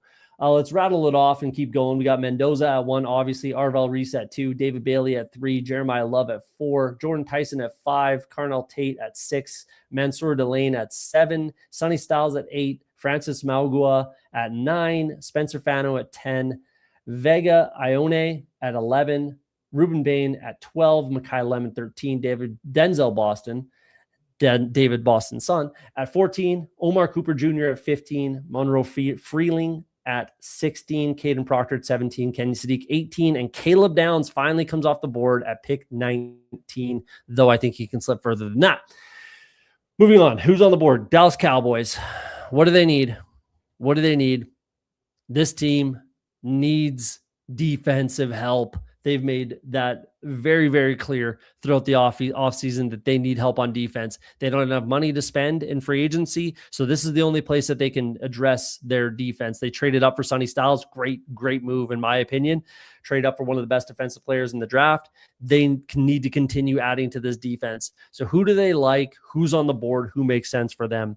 They formally met with this player at the combine, but most and more importantly, at the pro day, all of Brian Schottenheimer, Will McClay, who's the VP of player personnel, I believe, and the defensive coordinator, Christian Parker, new defensive coordinator, who, from what I've heard, is going to have a lot of influence on this year's draft.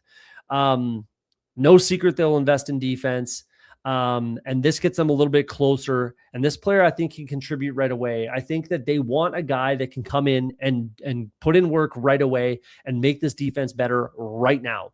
And who is that player? I think it's Akeem Mesidor. A little bit older. He's obviously 25. Canadian, shout out.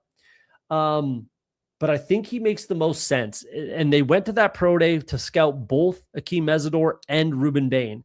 And I think without getting Ruben Bain, being able to get Sonny Styles, they get Mesidor on the back end, who is actually more productive as far as getting at the quarterback.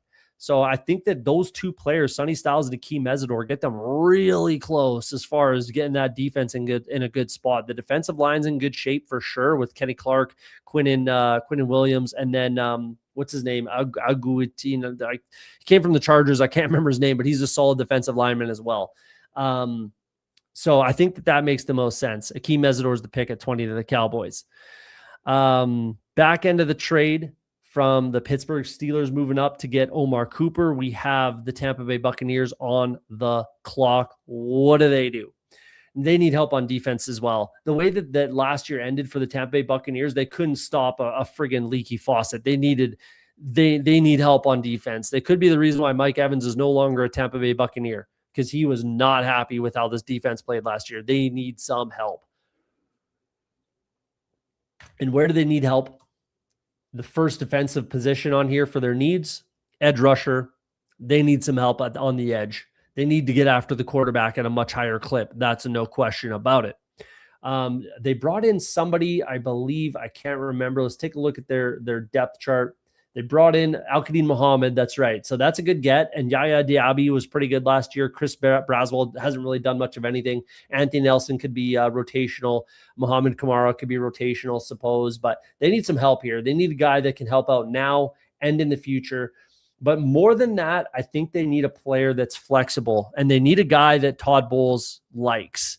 Or they'll take a player that Todd Bowles likes and a type of body that Todd Bowles likes. So who is that on the board? It's Keldrick Falk out of Auburn. I think that's the direction that they go. Huge need on defense. Positional flexibility with Falk a little bit. He's basically like a mirror image kind of clone of Logan Hall, who was a draft pick of this team a couple years ago, but longer and only 20 years old, super young. He was also captain of this team. That's a great trait to have right there. Lots of potential upside. I think he's worth the, quote fingers risk that you're going to take on taking him, 21st overall. I think this is actually a really good pick. I like Keldrick Falk a lot as a player.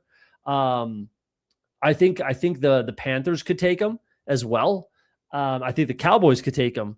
But I think he ends up falling to Falk here just because they can get a little bit more out of Mesidor right now than they can out of Falk, in my opinion. And he's a more pure outside linebacker than Falk. I think Falk, again, can move to, the defensive line in a 3-4, as well as rush the passer from outside linebacker spot. So I think that makes the most sense for them. I think that's the direction that they go.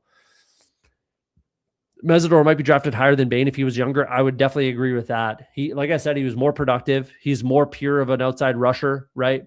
Longer arms, first and foremost. But yeah, I 100% agree with that. And I think he's like more ready than anyone else right now for the Cowboys that they could get in this spot at 20. He's more ready to play in the NFL than anyone else that they could get. So I think that's the pick. I think it makes the most sense for them for right now, where they're trying to get back to the playoffs and maybe do a Super Bowl. And I actually like the Cowboys this year. I really do. So we'll see how that goes. Chargers are on the clock. This is a weird one. This is a very strange spot for the Chargers. They need some help. I think they're a really good team, but they actually have a lot of holes, especially on this offensive line. Obviously, how it went last year. I think they would love to trade. They only have 5 selections, but they do have 3 inside the top 100 and 4 inside the top 125. So that's reasonable capital to get some quality players, as far as having, only 5 picks. And I just don't think anyone's trading up right here. I think it's a little too early for teams to want to kind of back into the first round type of thing. I don't think anyone's beating down their door. And much like I said with the Cowboys, who's going to help them right now? Who is going to be able to help the Chargers win this division again? Or not again, the Broncos did, but potentially win this division, get to the Super Bowl, all their aspirations. Who's going to be able to help them right now? I think realistically, they have to address that offensive line, considering how it went last year. And it's all over the interior. So who's the most ready? Let's pull up both the tackles and the interior lineman. Who is the most professional football ready offensive lineman available right now for the LA Chargers? In my opinion, it's Emmanuel Pregnon. I think he's ready to start right now, today, at left guard. Trevor Penning can move over to the right side potentially. They did get Cole Strange in there, but he stinks, and he's just a swing guard kind of guy. So I think Penning moves over to right guard, where he had some success or later in his career last year. And I think Pregnon slides into the left guard. I think it's early for him. Don't get me wrong, but he will not, like, trading down, even if they have a suitor to trade up and they can trade down. I think it's very risky for them to move on or move down from him. Where I think that the Houston Texans really like Pregnon as well, who need guard help also, right? And they have a ton of draft capital. So the Texans can easily move up in the draft and steal him, essentially, snipe him.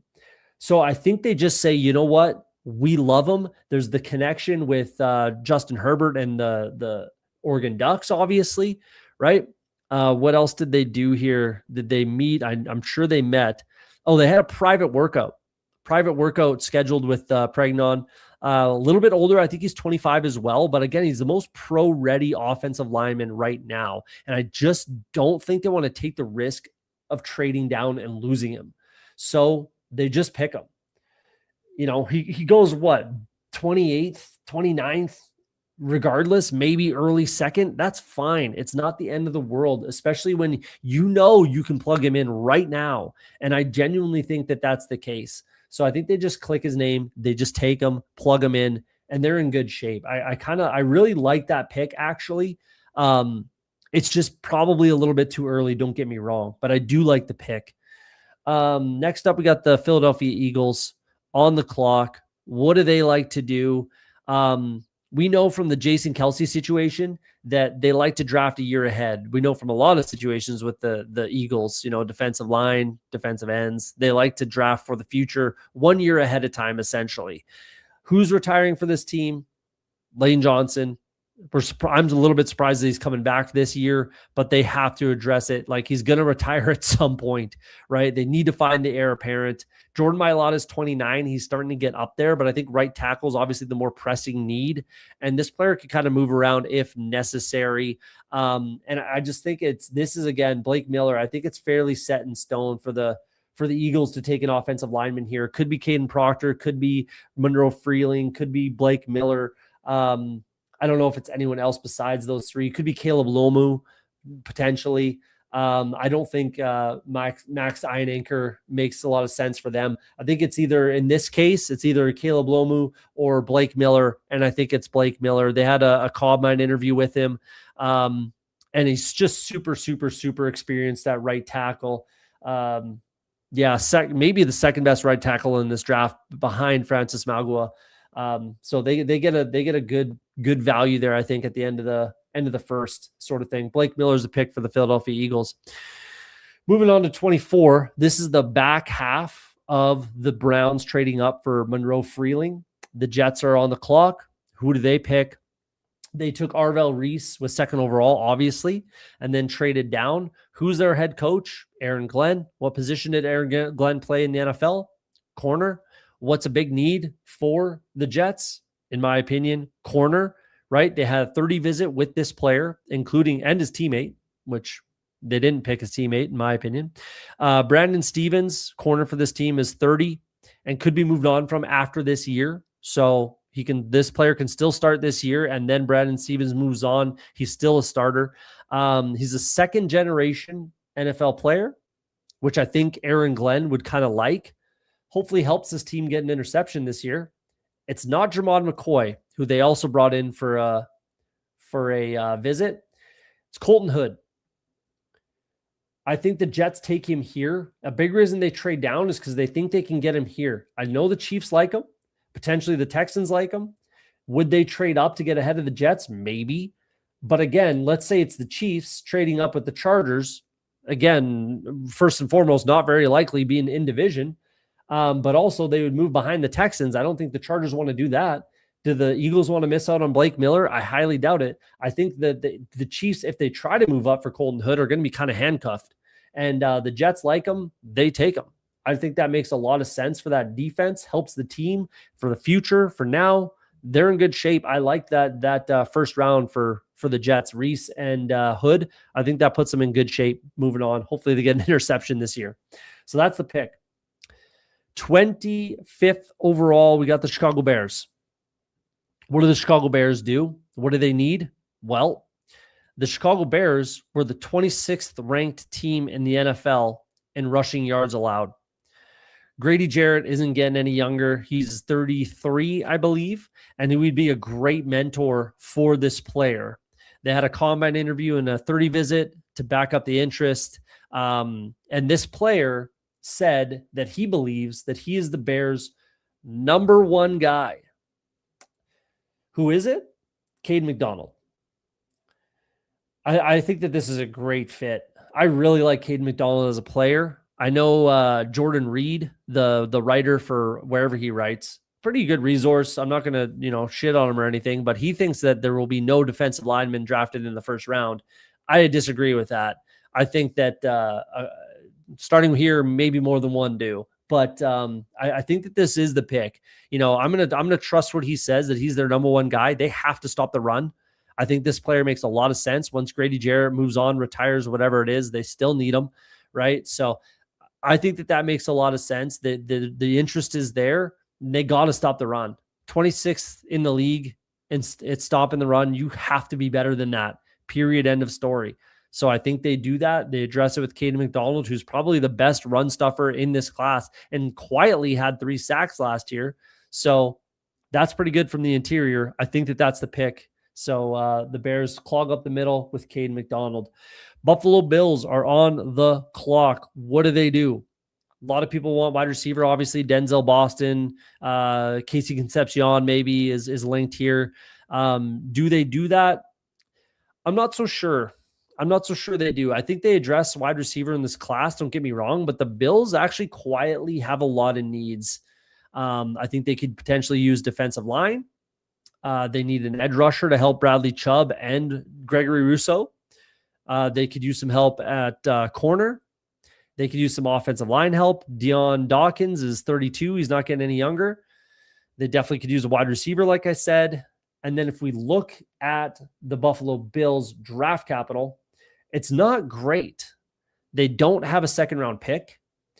2 picks inside the top 100. I think that, again, like I talked about earlier, there's a lot of depth in the second and third round. There's a lot of players that you can find there that can play a role on your team, and that's what the Bills need.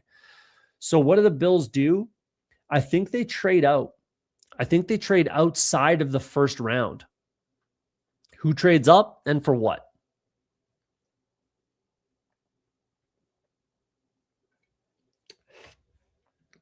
I think it's the Arizona Cardinals. And I think you could probably tell where I'm going with this. 34th overall for 26. I'm not so sure it'll cost this much, but this is the same compensation that the New York Giants gave last year to draft their potential quarterback of the future. 104 and a third next year. It's the same compensation that was given up for basically the same range sort of thing. So let's force that through. And they're taking Ty Simpson. Think you know where I was going with that. There's only 2 teams I think that do take Ty Simpson, especially in the first, and it's the Jets and the Cardinals. The Jets have a lot of draft capital to move around in this class. So, and the Bills are not very likely to trade with the Jets so they can get their quarterback of the future. And I think that they would be pretty inclined that that's what they would be wanting to do here at 26 overall. So they say, fuck you, New York. We're going to take a deal maybe for less compensation from the Cardinals so they can get Ty Simpson and he's never going to be our problem. I think the Jets could definitely do it. The draft capital is absolutely there, more so than the Cardinals. But I just don't think that the Buffalo Bills are going to do that. So maybe the compensation's a little bit different, or I'm not really sure, but I just think that the Bills, maybe they get 2 picks this year. Maybe they give back 91 and they get in the second round, something like that. I don't know exactly, but I think they would take less compensation from the Cards than the Jets. And then the Cardinals can't take a chance on anyone else because let's say the 49ers trade down with the Jets, very possible. The Texans, not likely, but possible. The Chiefs, not likely, but possible. The Dolphins, possible. Or the Dolphins could potentially just draft Ty Simpson. So I think if the Cardinals are going to do it, this is where they have to do it. And I think they do. The reason why I think this makes sense and works is they're not going to start Ty Simpson, and they shouldn't. They shouldn't start him until minimum week 15. Minimum is when you should or could start Ty Simpson. They brought in Gardner Minshew. They have Jacoby Brissett, who they sounds like they're going to give a little bit of a raise to be their starter this year. And then Ty Simpson sits all year, gets a couple games at the end of the season, and then we'll see what we got with them, right? I think that makes the most sense. And I do not think that there's going to be pressure on either Mike LaFleur or the Cardinals organization in general to start Ty Simpson before he's ready. Also, where's another spot we've seen Ty Simpson comp to or a landing spot that we liked? The LA Rams. Where does Mike LaFleur come from? The LA Rams, right? I just think it makes the most sense. And you're going to say like, oh, they don't want to take their quarterback when their offensive line is a piece of shit. And I would be inclined to agree with you, but you just get your guy when you can.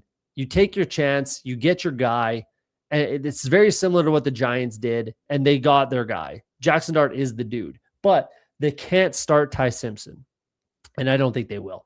So that's what I think happens there.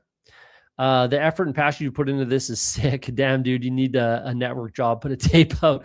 Appreciate that, man. Yeah, I put a lot of work into this. A lot of work.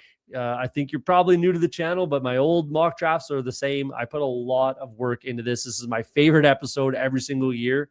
I take it seriously. So I appreciate that. I definitely appreciate that, man. Let's move on and get us all out of here for the night. We're at 27 right now. San Francisco 49ers are on the clock. What do they want to do? They got the contract sorted out for Trent Williams. They kind of had to. They got it done. Makes sense. Good on them. I think they address the offensive line and they draft the heir apparent to Trent Williams. Who is that? The only one on the board right now, realistically, that makes any sense, and that's Caleb Lomu. They're heavily linked to the 49ers and Lomu. It makes a lot of sense. He can slide in and start at left guard right now alongside Trent Williams while he learns and waits for him to retire finally by the age of 55 or whenever Trent Williams decides to hang him up. He had a 30 visit with the 49ers. I think it makes tons of sense. He's a pure left tackle. He's ready to go. He can, again, slide into guard right now, helps that offensive line today and for the future. So I just think it's, again, that might, if Caleb Lomu's on the board right there for the Niners, it's 100% the selection. No question. I would bet everything on that personally. Though Casey Concepcion could be the guy there, but I don't think he is. On the clock, we've got the Houston Texans. What do the Houston Texans do? What do they need? A ton of draft capital they have. So they can move up earlier in this draft. They can move up for sure. Do they do it? I don't know. They have a couple holes. This is a fairly complete team for the most part. There's a couple holes. They have to finish that offensive line, and the defensive line is a giant piece of shit. So their edge rushers are fantastic, but they need some interior defensive linemen, and they also need some interior offensive linemen. So what do they go with? What do they address first? So let's look at their depth chart. Let's look at that. Let's pull it up for the Texans because it will play a part in why we're doing this. So they brought in Wyatt Teller, who will be 32 this year. He's actually more of a right guard than a left guard. They brought in Evan Brown, who's basically a pure center, and that's fine. Sure, he can slide over to the guard spots. That's fine. But as far as tackle, I think they're in very good shape. Ariante Ursary was a first-round pick for me last year. He didn't end up being one. They got him in the second. Great pick. He's fantastic. And then they bring in Braden Smith, and they still have Trent Brown there as well as a right tackle. Blake Fisher's their backup left tackle. They're in good shape in tackle land over here. So interior, they definitely need. Wyatt Teller, you can get by with Wyatt Teller in a pinch, no problem. Ed Ingram, I think that they're sick and fucking tired of Ed Ingram putting Stroud on his ass. In 4 seasons for Ed Ingram, he's allowed 25 sacks.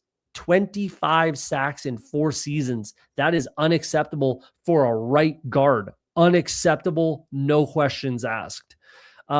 I think that they really have to prioritize putting the finishing touches on this offensive line first.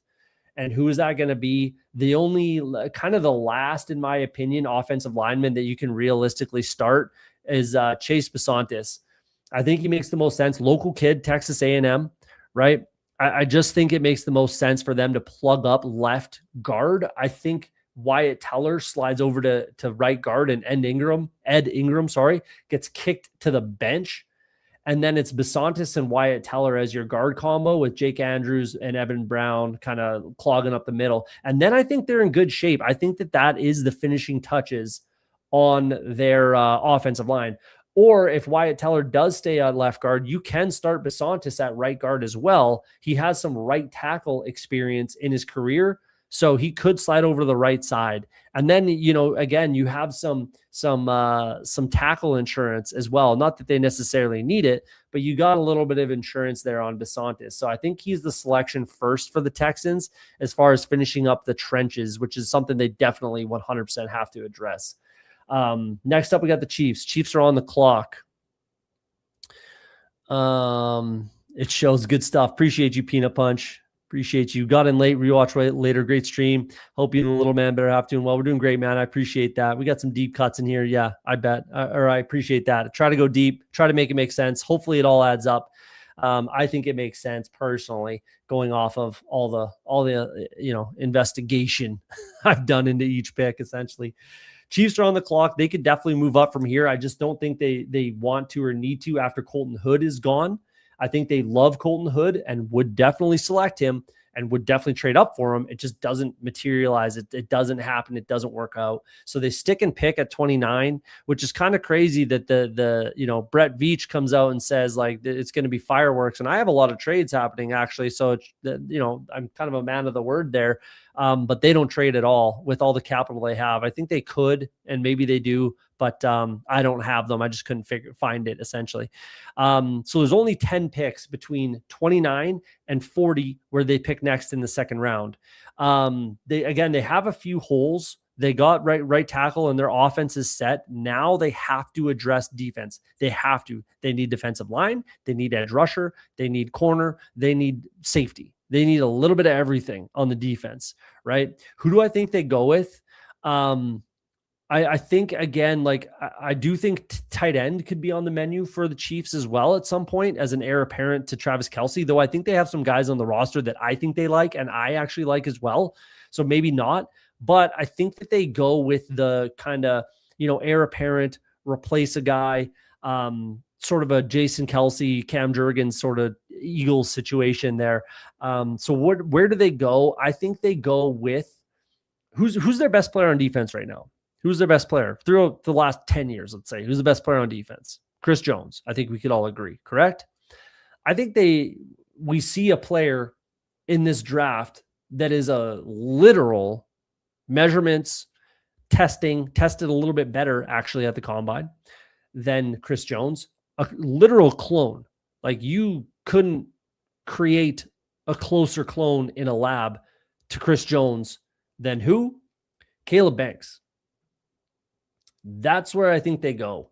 He's had some injury concerns, yes. But obviously you can get over that kind of stuff. I'm not too concerned about it. And some injuries that happen, it is what it is. But again, you couldn't build a more perfect clone of Chris Jones than Caleb Banks. So that's what I think they go with. He can start alongside Chris Jones right now, make that team better. And then when Chris Jones moves on, it's fine. You have his clone replacing him today. So that's the direction I think they go. They could definitely go with corner. And if they do, it's going to be a guy like Chris Johnson. I don't like Avion Terrell in the first round at all. I don't like Jermod McCoy in the first round. Brandon Cisse, I'm not sold on in the first round. I like D'Angelo Pons a lot, but I'm not sold he's a first round pick either. Keontae Scott, not a first round pick, right? So it just doesn't make sense for them to take a corner here where defensive line or edge rusher. There's some edge rushers I do like here, but it's not Cassius Howell, who has tiny T-Rex arms. It's not TJ Parker, who's just not very refined. I don't think he's a first round pick. Zion Young, sure. And there's someone else, but we'll get there. But I think Caleb Banks just makes the most sense. I think it adds up. Next up, Miami Dolphins, second of the first round picks for them. Who do they go with? Like I've said a few times in this mock draft, defensive head coach or offensive head coach, whichever comes in, they help the other side of the ball, I feel like. So Jeff Hafley comes in. He thinks that defense is in decent shape. And again, they have a lot of needs at corner and potentially safety as well, but definitely a lot of needs at corner first and foremost. Do they want to address safety? I think they definitely could. This could be where we see a Dylan Tinneman or Emmanuel McNeil Warren go. We could see one of them go to the Dolphins here. Do I have them taking one of them? No, I do not. Who do I have them taking? They need some offense. They need some help. They did a good job of helping their offensive line at 11. They need a weapon.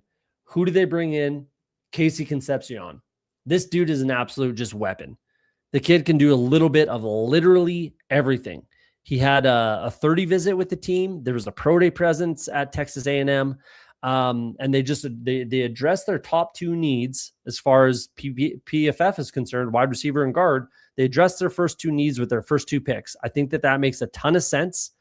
And And the kid can just literally, he's just a weapon. He can help everywhere. He's a solid receiver, obviously. He can help in the backfield. He runs the ball a little bit and can catch passes out of the backfield. He's a returner. Obviously, punt returns, you could line him up as a kick returner as well, for sure, in the NFL.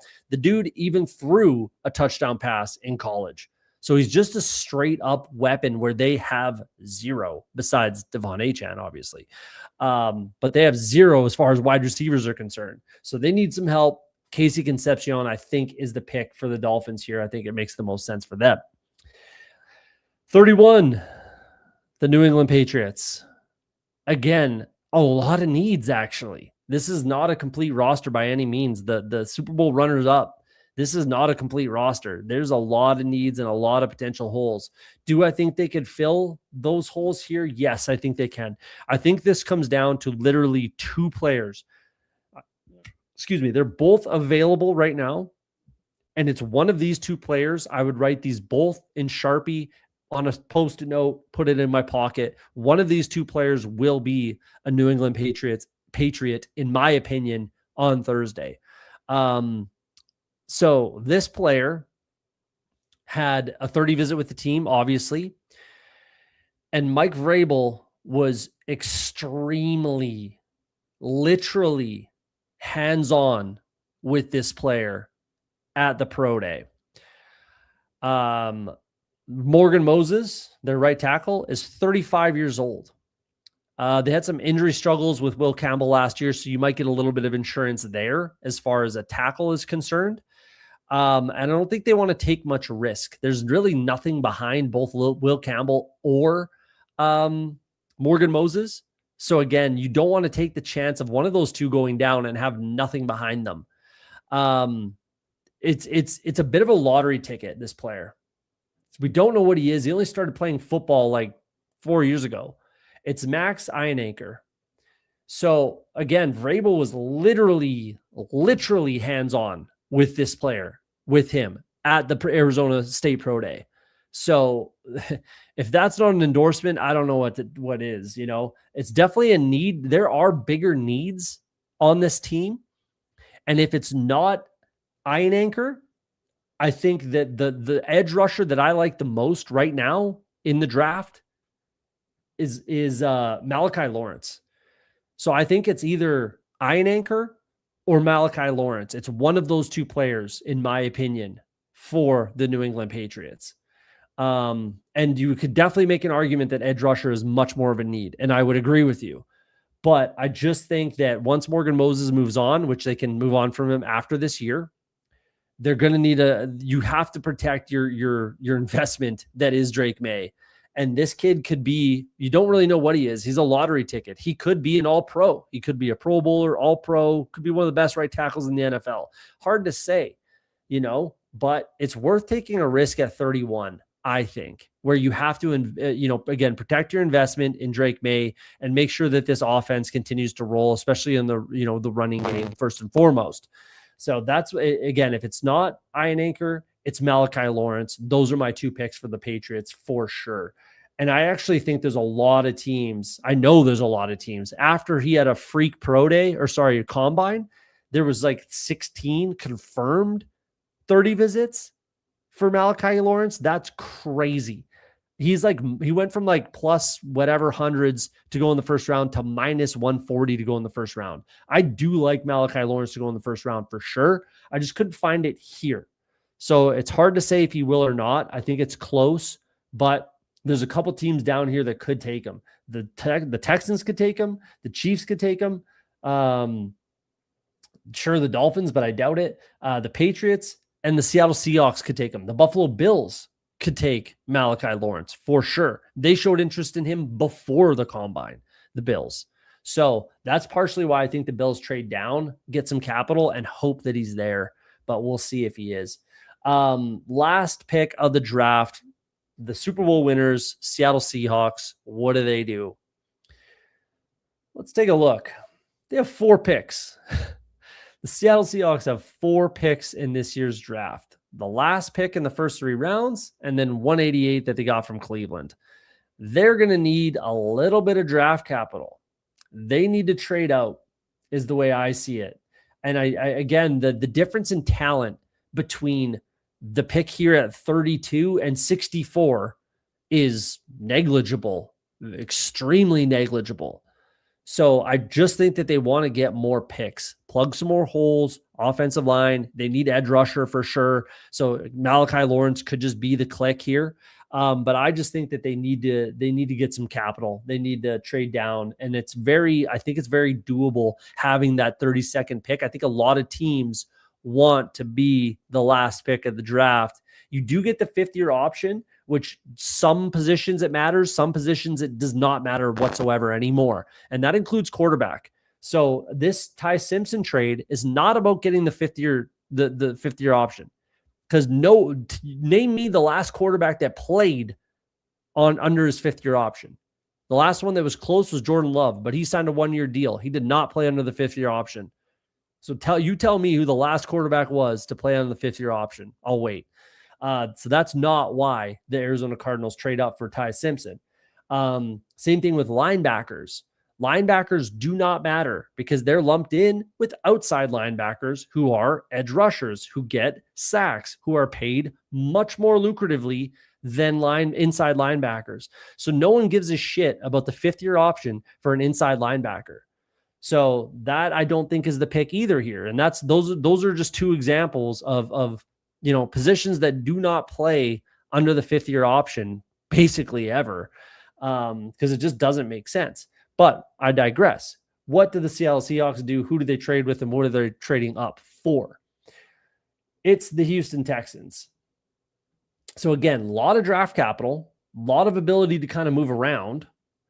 So that's what I think they do. I think they take advantage of that. They get back into the first round. They get 2 picks, 28 and 32, 2 of the last, 4 or 5 picks of the draft. They trade 38th overall, and it doesn't cost a crazy amount to move up. They only give up 167 overall. Shouldn't cost that much to move from 38 to, 32. If it's 141, sure, whatever. But let's just call it 167 for what I'm going to do after the fact. And then the obviously 32 comes back. It's forced. It's good. It's a good trade. Let's make it happen. What did the Houston Texans trade up for? So 30 visit, pro day presence. They addressed the trenches on the offensive side of the ball. Now I think they address the trenches on the defensive side of the ball. They definitely need interior defensive help. Very, very, very, very much so. And I just think that they do need some help at corner, not help at corner and not help at linebacker, because they're set as far as their starters are concerned at linebacker and corner. But Aziz Al-Shire is in the last year of his contract. Henry To'o is in the last year of his contract. They're 2 starting linebackers, so they definitely need a linebacker, but they have both those guys under contract right now. They're not going to be able to bring back both, so they definitely need one, right? Corner. Stingley tied up. He's good. He's great. He's grand. No worries there. But Kamari Lassiter is going to need a new contract soon. I think this is either the last year I believe this is the last year of Kamari Lassiter, and they're not going to be able to pay him. They are not. With Will Anderson, with Danielle Hunter, with Stingley, Stroud deals coming up if they want to pay him, right? Nico Collins, they're not going to be able to pay Kamari Lassiter. So they're going to need a corner as well. But the more pressing issue right now is in the defensive interior. So who do they go with? A guy that I really like and think he's actually super underrated, if I'm being honest. It's not Peter Woods. It's Kristen Miller. I think that's the way they go. That's the last guy. Peter Woods, sure, but I'm not going that route in the first round. I don't think he's a first round kind of talent. I think Kristen Miller could be. So he's their pick. I think that makes the most sense for the Texans. And that's the direction that we go here. So let's zoom out. Let's pull it all up. And then after that as well, considering what the Seahawks need and considering what the Titans did, I think the Seahawks take that 167, that pick that they just got from the Texans. They flip it to the Titans for Tony Pollard and pick number 225. So it's a 6-7 swap, essentially, sort of a deal. And they get Tony Pollard back to be their kind of starting quarter or running back, while Charbonnet's coming back. They probably still address it in the draft and draft a running back somewhere. But I think it makes a ton of sense for the Titans to save $5 million, give Tony Pollard a shot, do right by him, essentially. He's only got he's 29 years old. You can get 2 more good years out of Tony Pollard. Fire him off to the Seahawks, who can definitely put him to use, and it's not going to be expensive for them. I think it makes a lot of sense to make that happen if we're the Seattle Seahawks and the Titans. And then they keep Tajay Spears behind Jeremiah Love and maybe bring in another veteran, or they like Khalil Mullins, or they draft a guy, whatever. So that's what I got, man. That's what I've got. That's what I think happens. Obviously, the safeties for me are falling and out of the first round. Like Dylan Tiedemann, quality player, sure. Is he a first round talent to me? No. Emmanuel McNeil-Warren, borderline, but Toledo, not exactly the greatest strength of schedule, the greatest competition. I do like him. Is he a first rounder? For me, no.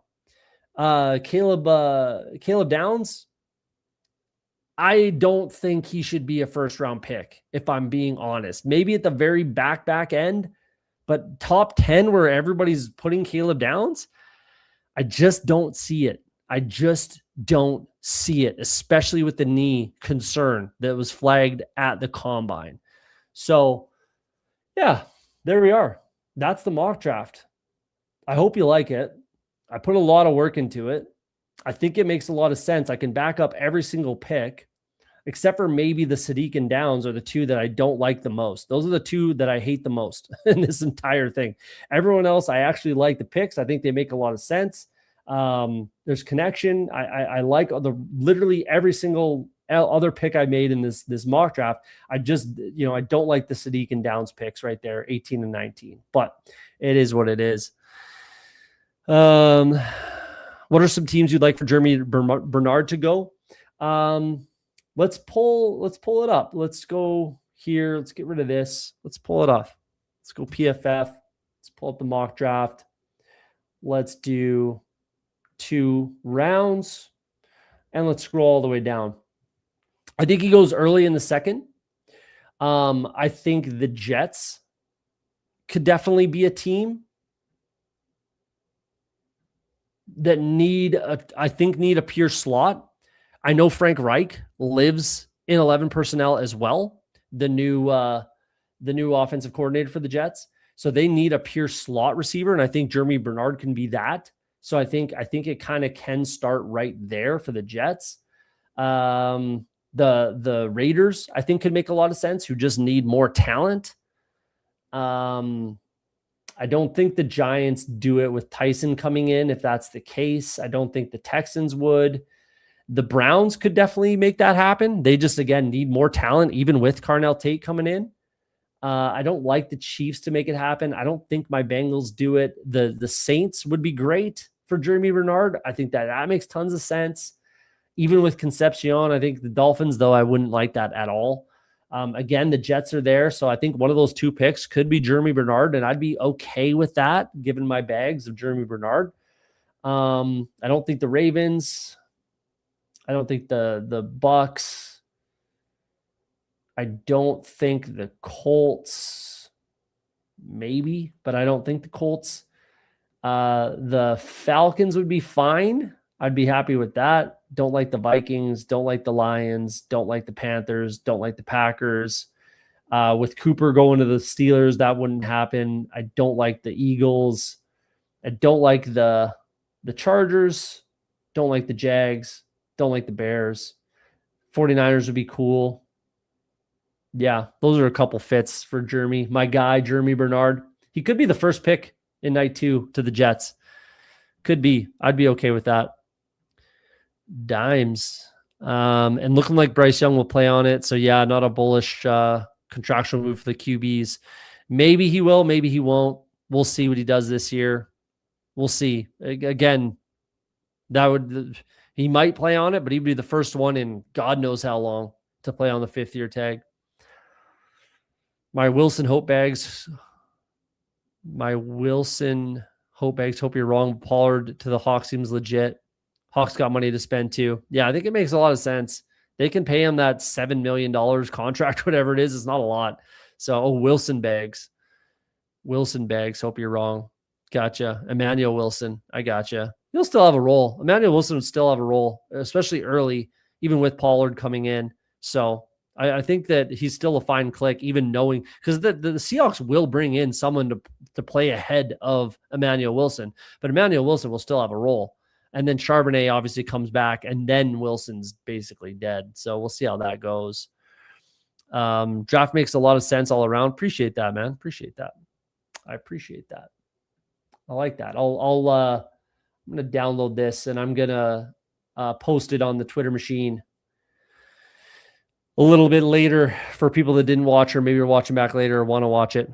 Was trying to fall asleep to something that kept me up for a while. That was great. Appreciate that, man. I appreciate that. All right, we're going to get out of here. I guess that's all we got. And then I'll be on with PPR Tyler live on Friday night for the 2nd and 3rd round. Probably the whole thing. We'll see how far we go, but I'll definitely be on that show on PPR Tyler's channel Friday night. Thursday, I won't be obviously watching the draft, and then I have hockey, and the draft better be over before hockey, because I will be very unhappy if it's not, but we'll see. But that's pretty much it. Let me know what you think in the comments. Hit that like button if you're new to the channel, you like the content. Hit subscribe. We'll definitely be back drafting best ball teams after the draft and once some tournaments are released. Yeah, we're waiting on that. Like I said, PPR Tyler's channel on Friday. I assume that it'll probably be launched on like Monday, BBM, and everything will probably be launched Monday, maybe Tuesday at the latest. So we'll probably get into those fairly quickly. But like I said, leave a like if you don't mind. It helps a lot. If you're new, hit subscribe. We'll be back when we're back. I'm not exactly sure what it's going to be, but Friday night on PPR's channel. Like I always say on Off the Schneid, if you're afraid to be wrong, you'll never be right. Hopefully tonight my mock draft killed it and I'm correct on a lot of fronts.